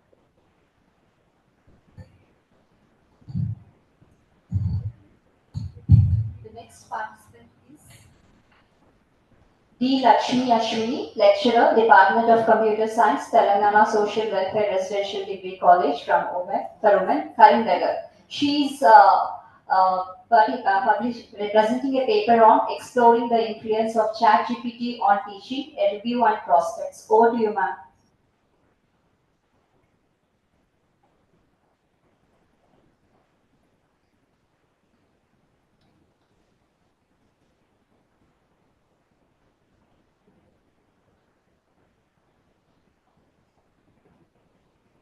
Well, good afternoon, one and all. Am I audible, ma'am? You're audible, ma'am. You're audible. Yeah. I thank St.Ann's College team, IQAC team for giving me such a great opportunity to present a paper over here. I'm D. Lalita Ashwini, Head Department of Computer Science, TSWRDCW, Karimnagar, and it is affiliated to Shatavana University, Telangana. Madam, is this PPT visible? Yes. Yes.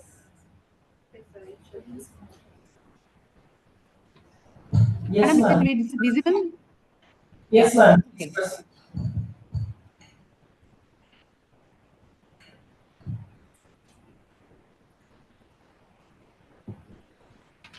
Now, I'm going to present on the exploring the influence of ChatGPT on teaching, review, and prospects. And the contents inside are what is ChatGPT, and what are the developments, capabilities, current applications in teaching, impact on teaching practices, challenges, limitations, and the future aspects, recommendations. Before getting to that, what is ChatGPT? And how it has been established, and what is the purpose of using ChatGPT. ChatGPT is an advanced AI language model developed by OpenAI. It uses deep learning techniques to generate human-like text responses capable of understanding and generating the text across various topics and contexts. Just like human chatting, and text responses, it is going to take a question and at the same time a response process. So we can say ChatGPT as a tool which is used to generate the human-like text responses. And what are the developments and what are the capabilities that ChatGPT is having over here? In the development thing, we have several phases in the development of ChatGPT. Transformer architecture, pre-training, fine-tuning, continuous improvement, etc. So first of all, what is this transformer architecture? ChatGPT is built upon the transformer architecture, which is revolutionized the field of NLP. NLP in the sense, natural language processing with its attention mechanism This architecture allows the model to effectively capture the long range of dependencies in the text data. Pre-training. Before fine-tuning, pre-training is done on the specific tasks. ChatGPT undergoes the extensive pre-training on the diverse corpus of text from the internet. This pre-training phase involves exposing the model to a wide range of linguistic patterns, contexts, algorithms, etc. Then fine-tuning. Fine-tuning in the sense, after pre-training, ChatGPT can be finely tuned for various specific tasks or applications. This involves training models on the task, the specific data to adapt its parameters. There will be continuous improvement from the open AI in the form of some research and developments. And what are the capabilities of the ChatGPT? Natural language understanding and the contextual generation, adaptability, scalability, multimodal capabilities are the capabilities of the ChatGPT. It's like ChatGPT exhibits a remarkable ability to understand and generate human-like text across a wide range of topics. It can comprehend complex language structures, idiomatic expressions, and several meanings, etc. Of course, contextual generation. It generates contextually relevant responses. By leveraging the information from preceding context, the model can produce the coherent, contextually appropriate text. And regarding the adaptability, ChatGPT is highly adaptable, whether it is answering the questions, summarizing the text, generating the creative content, will be adaptable. And of course, it is scalable, means it can process the large volumes of text data efficiently, and it allows the model to handle the diverse tasks. Multimodal capabilities in the sense, recent iterations of ChatGPT have started incorporating the multimodal capabilities, like enabling the model to process and generate the text in conjunction with other modalities, like images, audio, video, virtual assistants, content creation, etc. What are the current applications in teaching? ChatGPT is being utilized in various educational contexts. ChatGPT represents significant milestones in the development of AI-driven natural languages and generations. And its advanced capabilities have the potential to transform the various industries, applications, including education, customer services, etc. And of course, in teaching, the ChatGPT is being utilized in virtual tutoring, essay grading, content creation, language learning. Means it will assist the students as well as educators while grading a student or content creation or students getting clarifying the doubts. So these are the current applications in the teaching. ChatGPT impacts on the teaching practices too. The impact of ChatGPT on teaching practices is multifaceted, offering both the opportunities and challenges for the educators. There are the several ways in which ChatGPT influences the teaching practices, like personalized learning, efficiency, accessibility, 24/7 support, supplemental instructions, language learning, innovations, etc. So these are all the teaching practices corporates. Excuse me, ma'am. Various Going to your findings and wind up. Yeah. And what are the challenges and limitations that we face? Integrating ChatGPT into the teaching practices offers numerous benefits, but it also presents several challenges and limitations that educators need to consider, like bias information, misinformation. There may be a chance of inaccurate responses. There may be a chance of misinformation, misconceptions, etc. Lack of empathy, no emotions, over dependency, ethical considerations, technical limitations. These all are going to be the challenges and limitations. What are the future prospects? Adaptive learning systems, learning analytics, virtual teaching assistants. The future prospects of ChatGPT in education are vast and hold great potential for transforming teaching and learning experiences. here are some key areas where ChatGPT is expected to make the significant contributions in the future. So these are the future prospects of the ChatGPT in teaching. So with this slide, I'm going to wind up my presentation. So these prospects like adaptive learning systems, learning analytics, virtual teaching assistance, content creation, and curation. With all these things, we can hold a great potential for transforming the teaching and learning experiences. These are the key areas where ChatGPT is expected to make significant contributions in the future. And I would like to thank our St.Ann's team, IQAC team for giving me this opportunity. Thank you, madam. Thank you. Thank you, ma'am.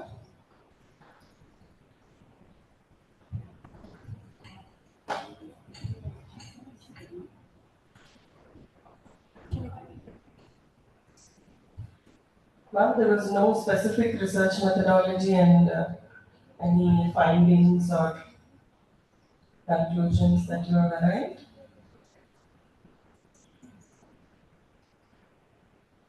Okay, ma'am, thank you. We will proceed to the next presenter.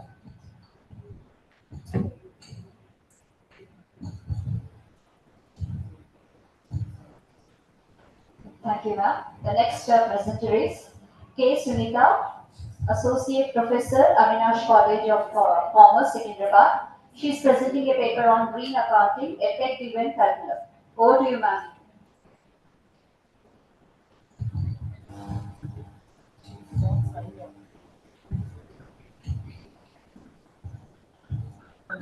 Ma'am, we are not getting the option to share the screen.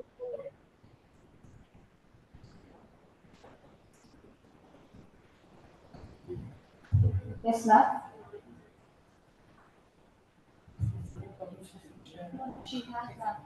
Ma'am, your co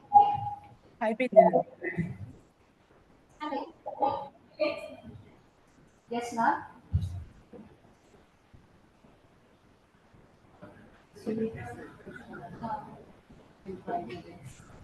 Ma'am, we are not getting the option to share the screen. Probably the previous speaker is still sharing the screen. Can I request Lalita Madam to stop sharing so that Sunita Madam can start her sharing screen?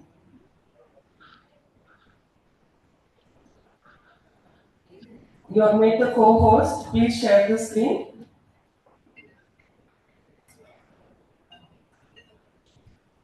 And you're given 5 minutes. Please go into your methodology, your objectives methodology, and your findings straight away. Are you able to share the screen? Ma'am, on behalf of Ms. Sunita ma'am, we are presenting, so we request you to kindly allow us to present the screen. Can you please share your display name? We will make co-host. Ma'am, we are presenting from the Tushali Ranjan. Please repeat.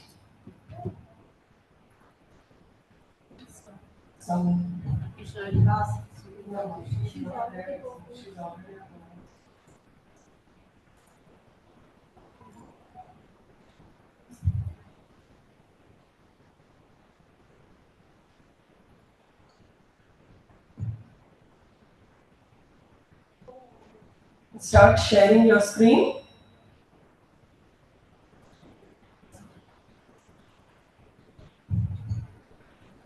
Ma'am, actually we are not getting the access to share the screen.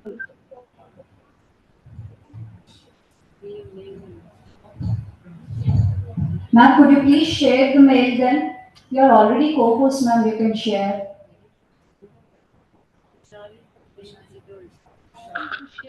Huh?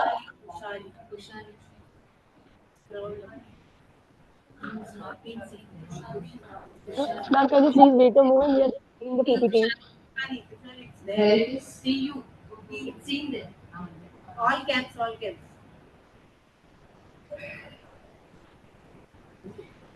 Okay. Now you are co-host Tushali, yeah? You can just share.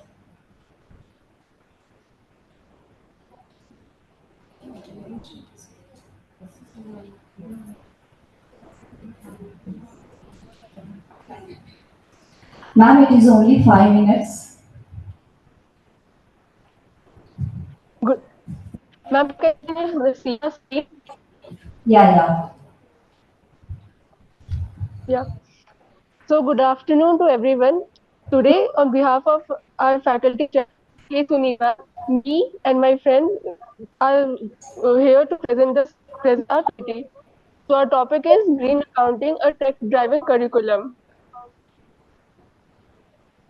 Accounting is a process of recording, classifying, and summarizing. It is a financial statement that gives the end result of the business, whether the firm has incurred profit or loss. Green accounting environmental changes are a global problem which requires a global solution. It has potential to slow our economic growth. The green accounting system is considered are one of the important management system to enable improvement of economic performance of business firm. Green accounting. The term was first brought into common use by economics professor Peter Wood in the 1980. India's former environmental minister, Mr. J. Ram Ramesh, first time stressed the need and importance to bring green accounting practices to forefront of accounting in India. Green accounting is a type of accounting that attempts to factor environmental costs into the financial results of operation. Could you go directly into your objectives methodology if you So have? objectives, our first objective is foundational knowledge. Found, Foundational knowledge equips learners with a solid understanding of the core principles and framework of green accounting.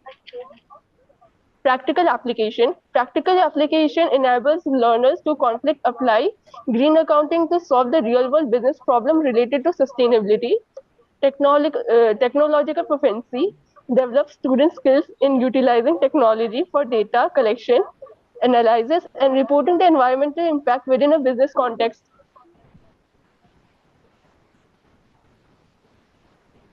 So the literature review, we have taken the literature review from two of the articles. First, we have taken literature review from Green Accounting Practices, Yes. which was published in 2015. It was written by Deegan and Rankin. Then the second we have taken from Technology and Green Accounting, which was established in 2018 and which was written by Forgeti. So the next would be continued by my friend Vinayak Rao.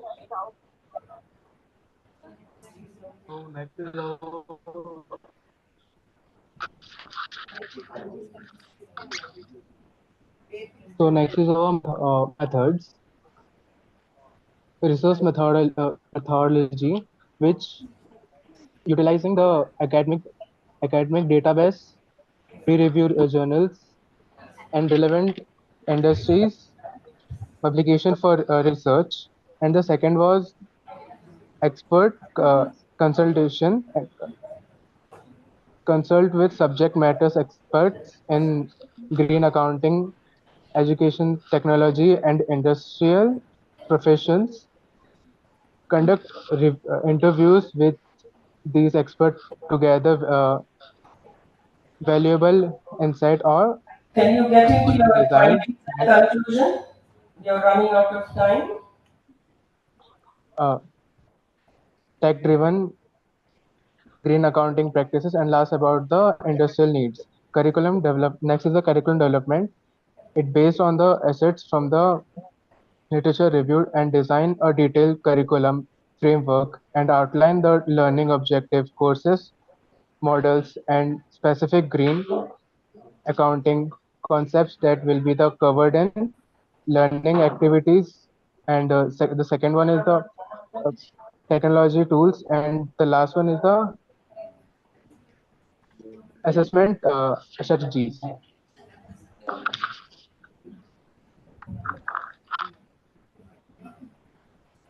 So next is the findings. We have finding that innovative ways technology is integrated throughout the curriculum.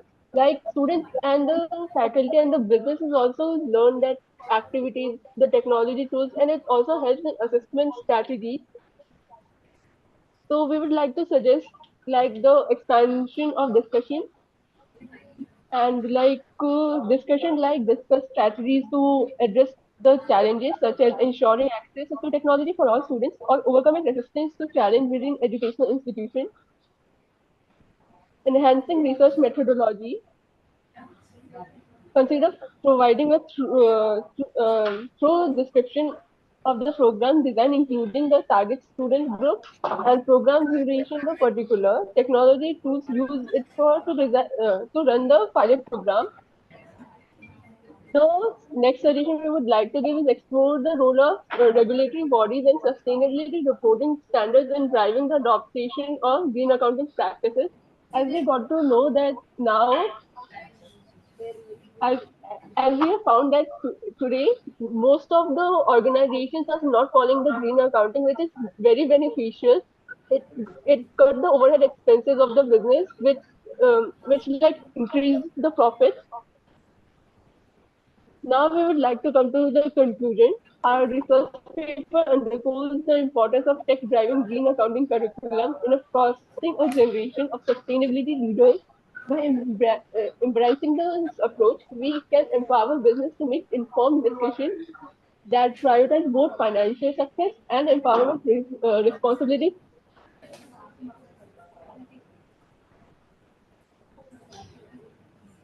Thank you, ma'am. Now we would like to know if there are any questions for us. Thank you, Tushali, for that good attempt from your side. A little bit of survey and a case study analysis will do because there are no green accounting standards yet. Probably the tech-driven curriculum is also difficult. So didn't get exactly what you were trying to explain. A case study analysis because there are no standards as such at the moment. So all the best to you. Thank you for that presentation here. You can log out.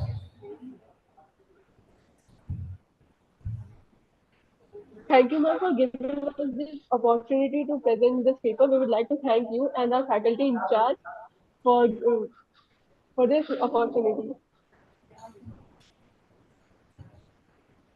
Thank you. I thank Anuradha ma'am for raising the event for this. It's an honor for us, ma'am, to have you here with us. Okay. Thank you for your valuable time, ma'am. I request all the faculty to join for the lunch.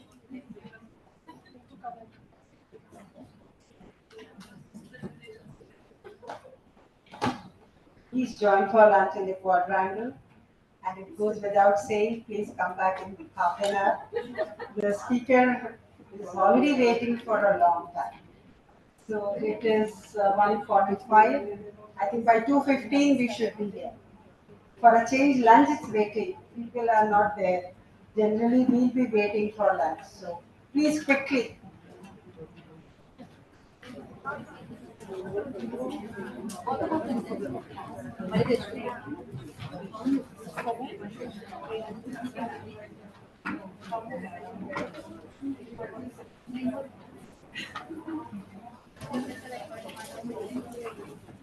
Online participants can join after 30 minutes using the same link.